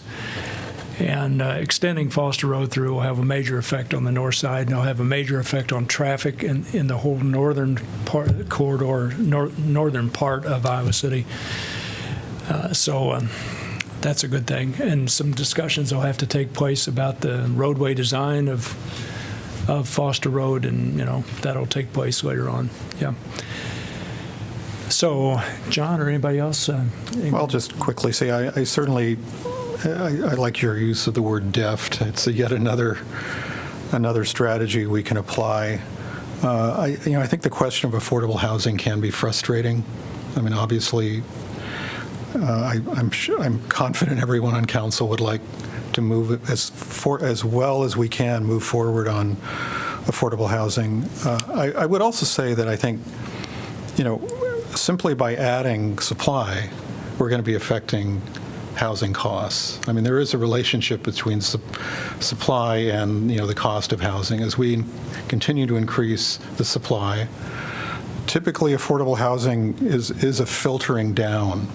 It's usually homes that were built 15 to 20 years ago that were, the latest and best shiny thing when they were built are now affordable 10 to 15 years down the road. So, because new construction is always expensive. I mean, I know we can try to, and I do very much want to reduce the cost of new housing, but I think just increasing the supply will have an effect on the market as well. And I'd like to get a better understanding of that, but I think that rule does apply. And we'll revisit a lot of this with regard to strengthening our affordable housing action plan. Sure. Any further discussion? Hearing none, roll call, please. Taylor? Yes. Thomas? Yes. Throgmorton? Yes? Botchway? Yes. Cole? Yes. Mims? Yes. Yes. Motion carries 7-0. Item 8, amendment to Iowa City Marketplace Agreement. This is a resolution approving an amendment number 1 to the agreement for private redevelopment by and between the City of Iowa City and Core Sycamore Town Center. Could I have a motion to approve, please? So moved. Second. Moved by Botchway, second by Taylor. Discussion. Wendy, are you going to address this? Yes, if you'd like me to. Please. As you may remember, in late 2014, November 2014, Council entered into an agreement with the owners of what was then known as Sycamore Mall for a renovation project that would help sort of stem the tide of events that would happen because of the relocation of the Von Maur store that had been the anchor there. We gave them instructions as to, or our agreement said that they needed to spend at least $4.4 million in reinvestment in the project, and we had specific improvements that they were to do to both the interior and the exterior, and those focused mainly on pedestrian accessibility and making the facades look better, improving signage, opening entryways, and their goal was to give it more of a neighborhood shopping center feel, and one that was less like a mall. They used the word demallify several times, and more like mom and pop shops that you could enter from the parking lot. So we asked them to invest $4.4 million in exchange for $1.75 million tax increment financing and rebates after completion of these stipulations. Also included were the stipulations of retail occupancy that they needed to meet certain levels by certain dates, and they needed to complete everything by last November of 2017.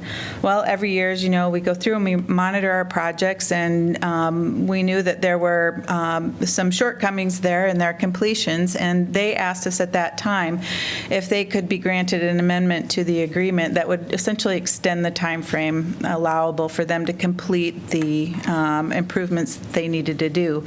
They have, in fact, spent quite a bit more than $4.4 million. I think they're up to about it's in here, 5-point-something million dollars. They've actually, they're actually ending up with more tenant square foot space being rented than they had planned in the first place, but getting everything to fit over the last months of the agreement is what challenged them time-wise. They had to move a couple of retailers out to make room for what would be Joann's Fabric and Crafts now moving into the largest part of the space. They also had to have room for staging construction to get that ready, and moving folks around, taking some retailers out, compromised their ability to meet the occupancy requirements as of last November. So the amended agreement extends the timeframe by which they have to make all these changes to July 1st of 2018, and yet to be completed are the finishing the interior remodeling of the new retail spaces, some of the parking lot renovations, and also facade improvements as well.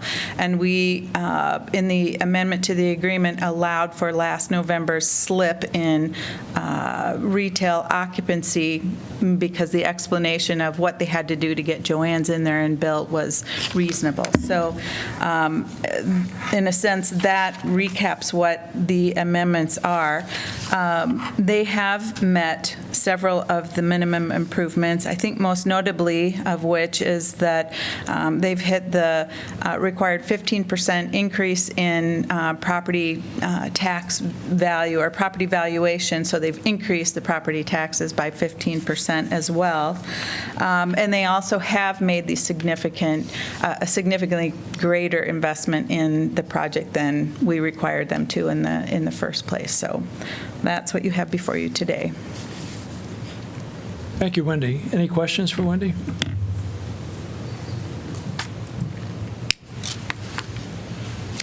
I don't hear any. Thanks, Wendy.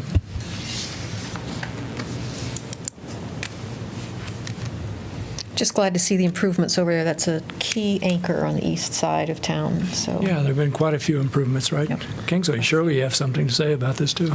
No, I'm just excited. I think I remember stating that at the time that I was really excited about this moving forward, and so I'm just hopeful that this continues and we see more of the improvements. Further discussion? Roll call, please. Throgmorton? Yes? Botchway? Yes. Cole? Yes. Mims? Yes. Sully? Yes. Taylor? Yes. Thomas? Yes. Motion carries 7-0. Good night, Wendy. Item 9, revised complete streets policy. This is a resolution adopting a complete streets policy for the city of Iowa City and rescinding resolution number 15-81. Moved. Moved by Soleil, seconded by Mims. Good evening, Kent. Good evening. Kent Ralston, Transportation Planner. Just a real quick update for you all. At your October 17th, 2017 council work session, the council indicated support for adding several collision-based performance measures to the existing Complete Streets policy that you had adopted several years back. As many of you may remember, the Complete Streets policy is intended to ensure that roadway and all public rights-of-way are designed to accommodate all users and modes of transportation, including motorists, bikes, pedestrians, trips by buses, and so forth. And through the use of the policy, the city expects to realize a host of long-term benefits, including improved public health, reduced fuel consumption, reduced demand for motor vehicles, and so on and so forth. By way of background, back in 2007, the city of Iowa City adopted one of the state's first complete streets policies. And then again, in 2015, that policy was really overhauled and added primarily performance measures as well as some criteria for exemptions. And it really bolstered those within the policy. Staff has drafted a revised complete streets policy that addresses the council's wishes, I believe, and the four, in addition to collision-based performance measures, we're also proposing 2 additional. And those 4 performance measures that we are hoping to add are the number and severity of vehicle collisions, the number and severity of bicycle and pedestrian collisions, the number of trips by bicycles and pedestrians before and after we might have implemented a complete streets element to a corridor, and then the number of passenger trips by transit as well. Unless there's any questions, staff recommends City Council approve the attached resolution that's before you tonight, adopting the revised complete streets policy and rescinding resolution 1581. And again, I'd be happy to answer any questions that you might have. Okay. Do we have a motion on the floor? So moved. We do. Second? No, we already have did. one. We did. Sorry. Excuse me. I got distracted, sorry. So any questions for Kent? I just had one question, Kent, on the collisions. It's written number and severity of vehicle collisions. Does that mean that would result in a number of vehicle collisions and then a number of those collisions which are either severe or fatal? Yeah, definitely. And I think that's part of the conversation we had last fall, is that we can break those out certainly by number of collisions and then by severity, whether it's a minor accident, major accident, fatality, of course, and those sorts of things. So we can lay that all out for you. And really the 4 additional performance measures that are proposed can be used either on a corridor or they can be used system-wide. So I think, again, part of that discussion last fall was that, for instance, when we implement a road diet or a 4 to 3 lane conversion, primarily we're doing that because of the safety benefits. So in this case, we can look at that corridor pre-improvement and say there were 100 collisions, and then we can look post-improvement maybe a year or two later and say now we're hopefully down to 50, or whatever. So we'll have locational information as well. Correct. Or system-wide. So I think it's helpful both ways. It'll be helpful sort of globally and then just on those particular corridors that we've been improving. Have we been able to determine any trends so far? A little bit off topic on the 4 to 3 lane conversions, but just out of curiosity. Not so far. We have been waiting for things to sort of calm down on First Avenue. We're still working out some signal timing issues. So I think once those are addressed, we'd like to go back in and recount. Thanks. Yeah. One thing I would ask that we add to this would be under the street trees, which it's noted here as the number of projects. I would suggest we add to that the number of trees planted. Sounds like a good idea to me. Instead of number of projects, just Well, sheer you number could do of trees. both. You could Correct. do both, but I think it's important to have the number of trees as well.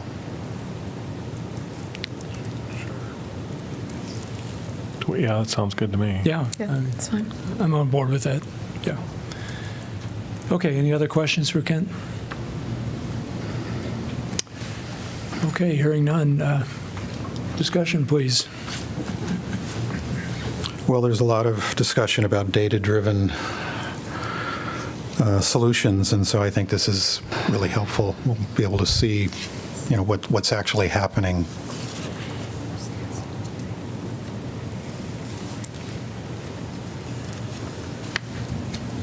Sounds like we're good to go. Thanks, Ken. Thank you very much. Roll call, please. Can we just confirm that whoever moved and seconded approves the amendment on the tree? Incorporates the amendment. Sully and Mims. Sully and Susan. Yeah, Sully and sorry, Susan. thanks. Yeah. Apologize for apparently not saying that. Okay. Botchway? Yes. Cole? Yes. Mims? Yes. Sully? Yes. Taylor? Yes. Thomas? Yes. Throckmorton? Yes, motion carries 7-0. Item 10, strategic planning priorities. This is a resolution establishing City of Iowa City strategic planning priorities. Could I have a motion to approve, please? So moved. Second. Moved by Botchway, seconded by Saleh. Well, this is it, and this is the formal vote after several work sessions and hours of deliberations. Where are the trumpets? I hope you feel good about it. I do. I think you had some really good, hard discussions about strategic plan items. It's encouraging to see a number of items that are building off not only last year's strategic plan or last 2 years' strategic plan, but even strategic plans before that. I think that's when we can really start to make some good progress, when there's consistency on particular items for more than the 2-year window. Staff met on Monday for the first time to start the implementation plan process. We spent about 4 hours and tackled about 11 of the 25 items, so we've got a little ways to go. But again, I feel very good about where you're at. I think it's ambitious, but not overly ambitious where we can't handle it. And I think as a staff, we're going to continue to get better in the ways in which we report to you and communicate to you on the progress that we're making. So a couple of the new things going forward from our standpoint, one would be the implementation plan. We're going to try to give you a clear set of steps for each of these 25 items on what your role is, what our role is, and a rough timeline, just to make sure that that we're on the same page from the start. Of course, that's going to be pretty fluid, and there's going to be things that get delayed and other things that will need to get moved up for various reasons. And then one topic that we haven't got to yet that we will in due time is developing a set of indicators to measure progress on these items. So this should there shouldn't be any surprises here. It should be the exact same language that you left it at after our last work session. Okay, good deal. Any discussion among our council members? I can say I'm really pleased that we're able to move ahead on this. Like Jeff said, I think we did a pretty good job of going through the possibilities, winnowing them down, refining them, and making our choices about what our priorities are. So I feel good about that. Yeah, I would agree, Jim. I think that for me, especially the building that Jeff kind of highlighted from prior strategic planning things. Jeez, what's going on? Is really good. And then I think that I just wanted to call out and highlight the social justice and racial equity piece. That's a big deal. I know that we don't, we talk about it as kind of normal business now, but it's not the same across all cities. And if you get a chance to spend some time just researching what other cities are doing, it's not the same to call that out or have these type of conversations on a regular basis. And so, kudos to staff to really of stepping up and having some difficult conversations and doing some work that a lot of cities aren't doing. I agree too. Yeah, I guess we have a lot of good things there on the strategic plan.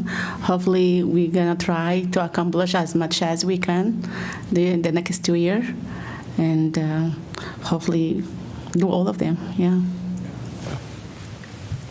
Anyone else? All right, hearing no further discussion, roll call, please. Cole? Yes. Mims? Yes. Salee? Yes. Taylor? Yes. Thomas? Yes. Throgmorton? Yes. Botchway? Yes. Motion carries 7-0. This is where the trumpets sound now. There should be a signing ceremony. Says are happy. Item 11, civil litigation. This is a resolution ratifying the settlement of impending litigation. So moved. Second. Moved by Mem, seconded by Taylor. Discussion. Hearing none, roll call, please. Mims? Yes. Salee? Yes. Taylor? Yes. Thomas? Yes. Throgmorton? Yes? Botchway? Yes. Cole? Yes. Motion carries 7-0. Item 12, council appointments. We have 3 vacancies we're trying to fill, so let's discuss each of them, and then I'll read the vacancies. So the first position we hope to fill is one vacancy to fill a 6-year term on the Airport Zoning Commission. We have an application from Dennis Keitel. I would support Dennis. I think I've known him for a long time. I think he'd be very good. Me too. I'm on board with that. I mean, I don't know him as well as you do, but yeah. I'll support him. Supportive. Yeah. Okay, so we're going to appoint Dennis, and we'll have to have a motion later on. Sure.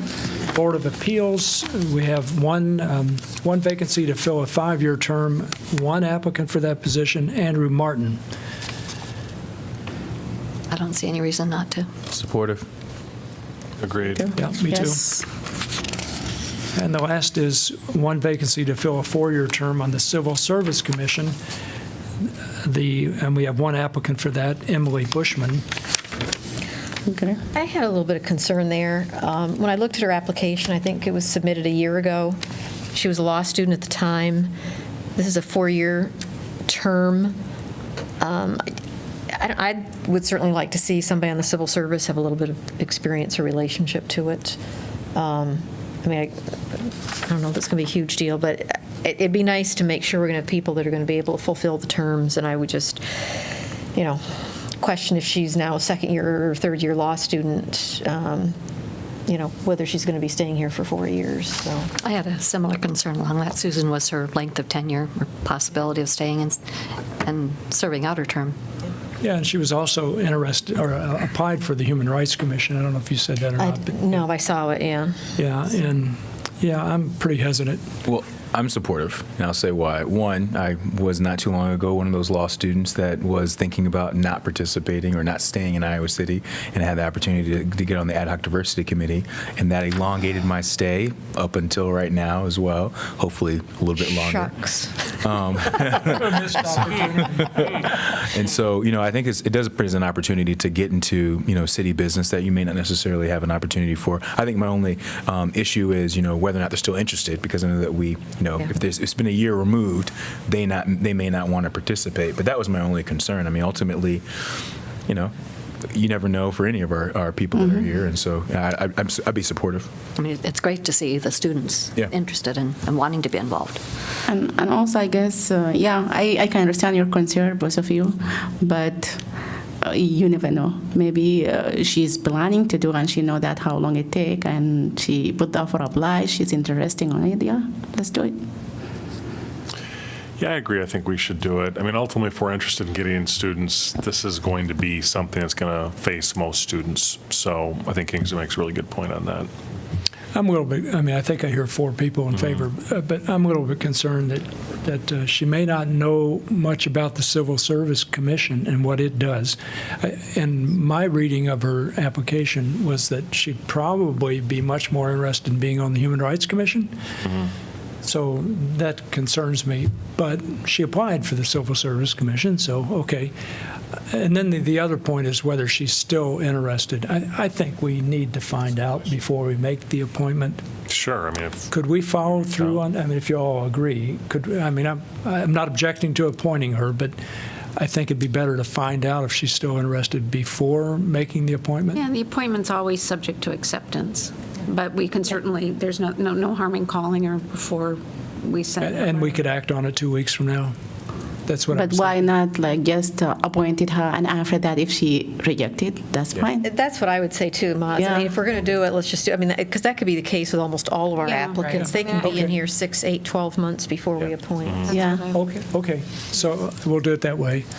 All right, so I need a motion So moved. to appoint, let me just. Second. Dennis Keitel to the Airport Zoning Commission, Andrew Martin to the Board of Appeals, and Emily Bushman to the Civil Service Commission. I heard a motion by Mem, second by Second, right. Slade. Okay. All in favor, say aye. Aye. Opposed, motion carries. All right, I'm going to read some vacancies. Let's see. We have 2 vacancies to fill 5-year terms on the Airport Board of Zoning Adjustment. Airport Zoning Board of Adjustment. 1 vacancy for of Jefferson Street representative to fill a 3-year term on the Historic Preservation Commission, and 1 vacancy to fill a 3-year term on the Telecommunications Commission. Okay, so do I need to say when they need to apply by? We're actually going to, and I talked to Eleanor about it, going to switch it so that it's open until filled. That way they won't show up under appointments until we actually have applications. What a great idea. That's what I thought. Nice idea. Chris's idea. Yeah. Chris's idea. That's like a huge thing too. Seriously. It is. Huge old problem. Saves a half hour. Kelly, that's amazing. Okay, so we can move to item 13. I don't know, Ben or Gustavo, either one of you want to say something? Benjamin Nelson, City Liaison, University of Iowa Student Government. I'm glad to be back. Over spring break, I was able to participate in the Alternative Spring Break program. It's a program ran through Center for Student Involvement and Leadership at the university. Basically what it is, there are 16 different teams comprised about like 12 to 15 folks, students. They go to 16 different cities across the country, as far ranging as Washington, D.C., Biloxi, Mississippi, focusing on different social issues. The one that I happened to focus on was in Milwaukee. It focused on urban housing. So as we kind of continue these conversations of urban housing, of housing affordability, it was really fascinating to get a different perspective. Obviously, Milwaukee is kind of considered one of those cities who kind of got the rug pulled out from underneath it when industry left, all that. I was really shocked to find out Milwaukee's the most segregated city in the country. I was really shocked to find out that Milwaukee is host to the zip code with the highest incarceration rate of black men. And all of that was due to institutional legislation that was passed, at the state, local, federal levels, really kind of bringing home the importance of kind of the actions that this council does and any local government does. Now, on to better events coming up. On March 25th, Kareem Abdul-Jabbar will be speaking at Hancher Auditorium. His talk is entitled From Kareem to Kaepernick, A History of Political Activism in Sports. I'm incredibly excited to see that. What's the date again, Ben? March 25th. Oh, this Sunday. Sunday, you said? Sunday. Okay. Then also tomorrow, the Johnson County Community ID Mobile Clinic will be at the Latino and Native American Cultural Center, one of the cultural houses on the west side of campus. They'll, promoting those community IDs with students. I'm really excited to see that. I remember when that program started getting underway, so looking forward to it. Also a reminder, Hawkeye Caucus Day, the day that the University of Iowa storms Des Moines and kind of advocates for everything that is Hawkeye. That's March 27th, so that's next Tuesday. If some of you had expressed interest in going, please reach out to me again to confirm that. And then the last thing, there's only a couple more days with the Hawkeye Completion Grant. I sent you all that email. I really hope that you push that through your networks and whatnot. And I would also like to just publicly thank John Thomas for his contributions. We really appreciate it. So with that said, there are 3 meetings left for me, so go Hawks. And you said the community ID is from 12 to 4, is that true? 12, yes. There's a Facebook event on that as well. So. Tomorrow. Awesome. Thank you very much. Thanks, Ben. Okay, which gets us to item 14, City Council information. Rockne, why don't we start with you, and then we'll move to the right. I don't really have anything to add tonight. Okay. John? I don't either. I'll just say welcome back to all the students and everybody else who got out of town during spring break. Spring is here, and hopefully warm weather comes and stays finally, now that we've got daylight savings time.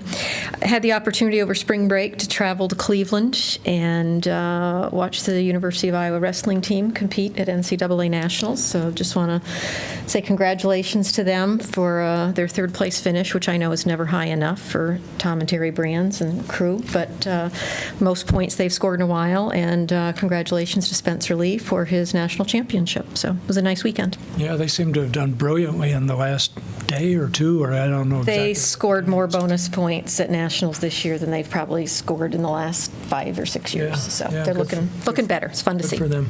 Pauline? I'll push the Shelter House book sale because now it is imminent. It's actually this weekend now at the Johnson County Fairgrounds. Always a great event, lots of good books. As Kingsley mentioned, the Crisis Center groundbreaking, which it was the ceremonial one last week, and it was just amazing to see. Their building now that they have is just jam-packed full of items. There's practically hardly any room to move, and so they're going to knock out one of the walls and build out to the east of the building, which is just a very small little. It's green space, John, but it's a very small green space, and it'll be much better use for it for their food pantry. So that was great to see. Attended yesterday. They're actually having a CIT session this week for officers and first responders. So that was great to see. Over 100 officers and first responders there. Johnson County, Lynn County, mostly there, but also some other counties. So that was good to see that they're offering it and opening it up to other counties, and that they're interested in sending their officers for 40-week training. That's a lot to do. So that was good to see. That's all. So I missed something on item 12. I'm just glad we added those demographic indicators. I think at least it starts us on the path of considering our residents with diverse identities. I know we talk about it, but I know we talk about it at the council table when we're looking through our packet, but just to see it clearly delineated, especially separating out race and ethnicity. I think I put on my notes, très bon. It's amazing. Yeah, I know. I was in the mood that night when I was writing my notes. But anyways, just excited that happened. That was actually something separate. I meant to say something about it too. Thank you for doing that, Kelly. I just want to speak a little bit about Salt Lake City. Had the opportunity, that's why I wasn't at the last council meeting, to present nationally to a group. Met Monica Lewinsky and her passion for bullying and harassment. She was just here at the university talking about similar things as well. Met Magic Johnson. I'm going to have, there's actually a couple of national conferences I'm going to be discussing Iowa City and talking about the school district, and so just excited about that. Water plant tour this week on Friday I'll be at, so that's going to be fun. I don't even know what to expect. I'm so excited. You already talked about the volunteering. I'm volunteering on Saturday. I can't remember what time, so I'll be there. And then you already stole my Kareem Abdul-Jabbar thunder. It's interesting because literally like 12 to 15 years ago, he was in Clemson, South Carolina at Clemson University when I was there. Not at the university. I was raised in Clemson, and nobody showed up. So, or not a lot of people showed up. So I'm hopeful Iowa City has a totally different take on, him now. But I just thought it was interesting. So I wanted to make sure that that was out there because it was a big deal then and a lot of people showed, but I think it's going to be a Hampshire big time event. So I'm excited. So Kingsley, there was a great photo of you with Magic. Yeah, it was really fun. The conference was amazing, and got a chance to talk with Magic briefly. Supportive of the work. I think I talked a little junk as well, which that's his Kingsley way of handling things, and so he'll have that impression to move forward. I noticed he's bigger than you are. I was going to say. Slightly bigger. I think I could take him. I think I could take him. A little older now. Yes. For me, it's not a lot, but one of them it was the DNC. I went to the DC for the DNC speech. It was awesome. It's scary a little bit when I see people I never saw before. At least in Iowa City, I know the faces when I speak, and I feel comfortable. But it was a good experience. Get many invitations from city council, from different like Minnesota and other people. They are interested in doing something together. And also visited the Water Planet with Ashley. It was really great, and it's cool place really. I just found out how ton of work those workers put so we can drink clean, nice water. And I start in my house, if I saw my son brushing his teeth and the water is running, I will scream from far away, say, shut the water, you don't know how much offer the people put in there. I guess this was amazing, and I guess everybody at the house, they don't have to just make the water run like that. And I wonder why I have high bill of water every month. Anyway, and also for the community ID, I will be there on tomorrow. And I hope if you guys have a time to come to the Latino Culture House in Melrose, yeah, that's true. And just wondering, how many people in the council have a community ID? Wow, Susan Mims, you need to get one. Use mine more. Your pass to the Children's Museum. It comes with the passes, 2 passes to the Children's Museum. Oh. So if you get it, can I? Yes. No, Yeah. use it for my granddaughter. Yeah, and also on Saturday there is a march for the high school students. So for the gun violence, I guess 11 maybe. Just go and check the Facebook event. Where does it start? Here, I'm not sure though. I guess in the city. I think it's College Green. Downtown. College Green. College Yeah. Green. Yes, that's true. That's all I have. Yeah. Okay, that's a lot. Good deal. It sounds like a great experience being in D.C. Yeah, it was nice. 11, right? Yeah. So I'll mention a few things. I made welcoming comments at the United Nations Association's Night of 1,000 Diners, or Dinners, event on March the 7th. On the 9th, I met with Mayor Donahue and Josh Schamberger to discuss key issues concerning transportation in the region. And something's going to be coming from Josh about that, and that's a surprisingly positive discussion in some ways. So, also, I was interviewed on Iowa Public Radio's River to River show yesterday. The discussion focused on Senate File 481, which has to do with sanctuary cities. Also participating were Representative Steve Holt, Senator Julian Garrett, Representative Wes Breckenridge, Storm Lake Police Chief Mark Prosser, and Monica Reyes of Dream, Iowa. It was a pretty stimulating hour-long interview, sort of a discussion. And it'll be available for live streaming, in another day or two through River to River. You might take a listen to it. Also, 2 other things. I'm going to be meeting with civic visitors concerning disability access on March the 28th. And Jeff, I think you're going to be there and some other staff people, Several right? staff. Yeah, and I'll be welcoming attendees to the Cities of Literature opening session on the 4th, and we'll be talking about that more in just a minute. Not about me speaking, but about the event. Nothing. I have just a couple of things, sorry. I was just going to mention, we've got our solar assessment project. It's making progress, so I'll hear about that, I think, Friday. Climate planning subcommittees in full swing, working hard on finalizing our projects. We're almost done with awarding the sustainability partnership grants, so we'll be bringing an update back to council for those. There's about between 5 to 7, I think, that are being considered. RAGBRAI planning's in full swing, and we've got the theme semester of activities are kind of ramping up in the next couple of weeks. So I'm happy to talk about the UNESCO International meeting too. Yeah, good deal. If I could spin off part of what you said, I had a lengthy meeting with John Fraser about the outreach committee and about what they had been talking about doing, and it's pretty aggressive. Although they're getting a late start, they have pretty aggressive ideas about how to conduct that outreach to various stakeholders. Eleanor?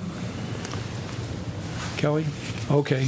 Sounds like we're done. I'd like to have a motion to adjourn to the work session, please. So moved. Second. Moved by Botchway, second by Soleil. All in favor, say aye. Aye. Opposed?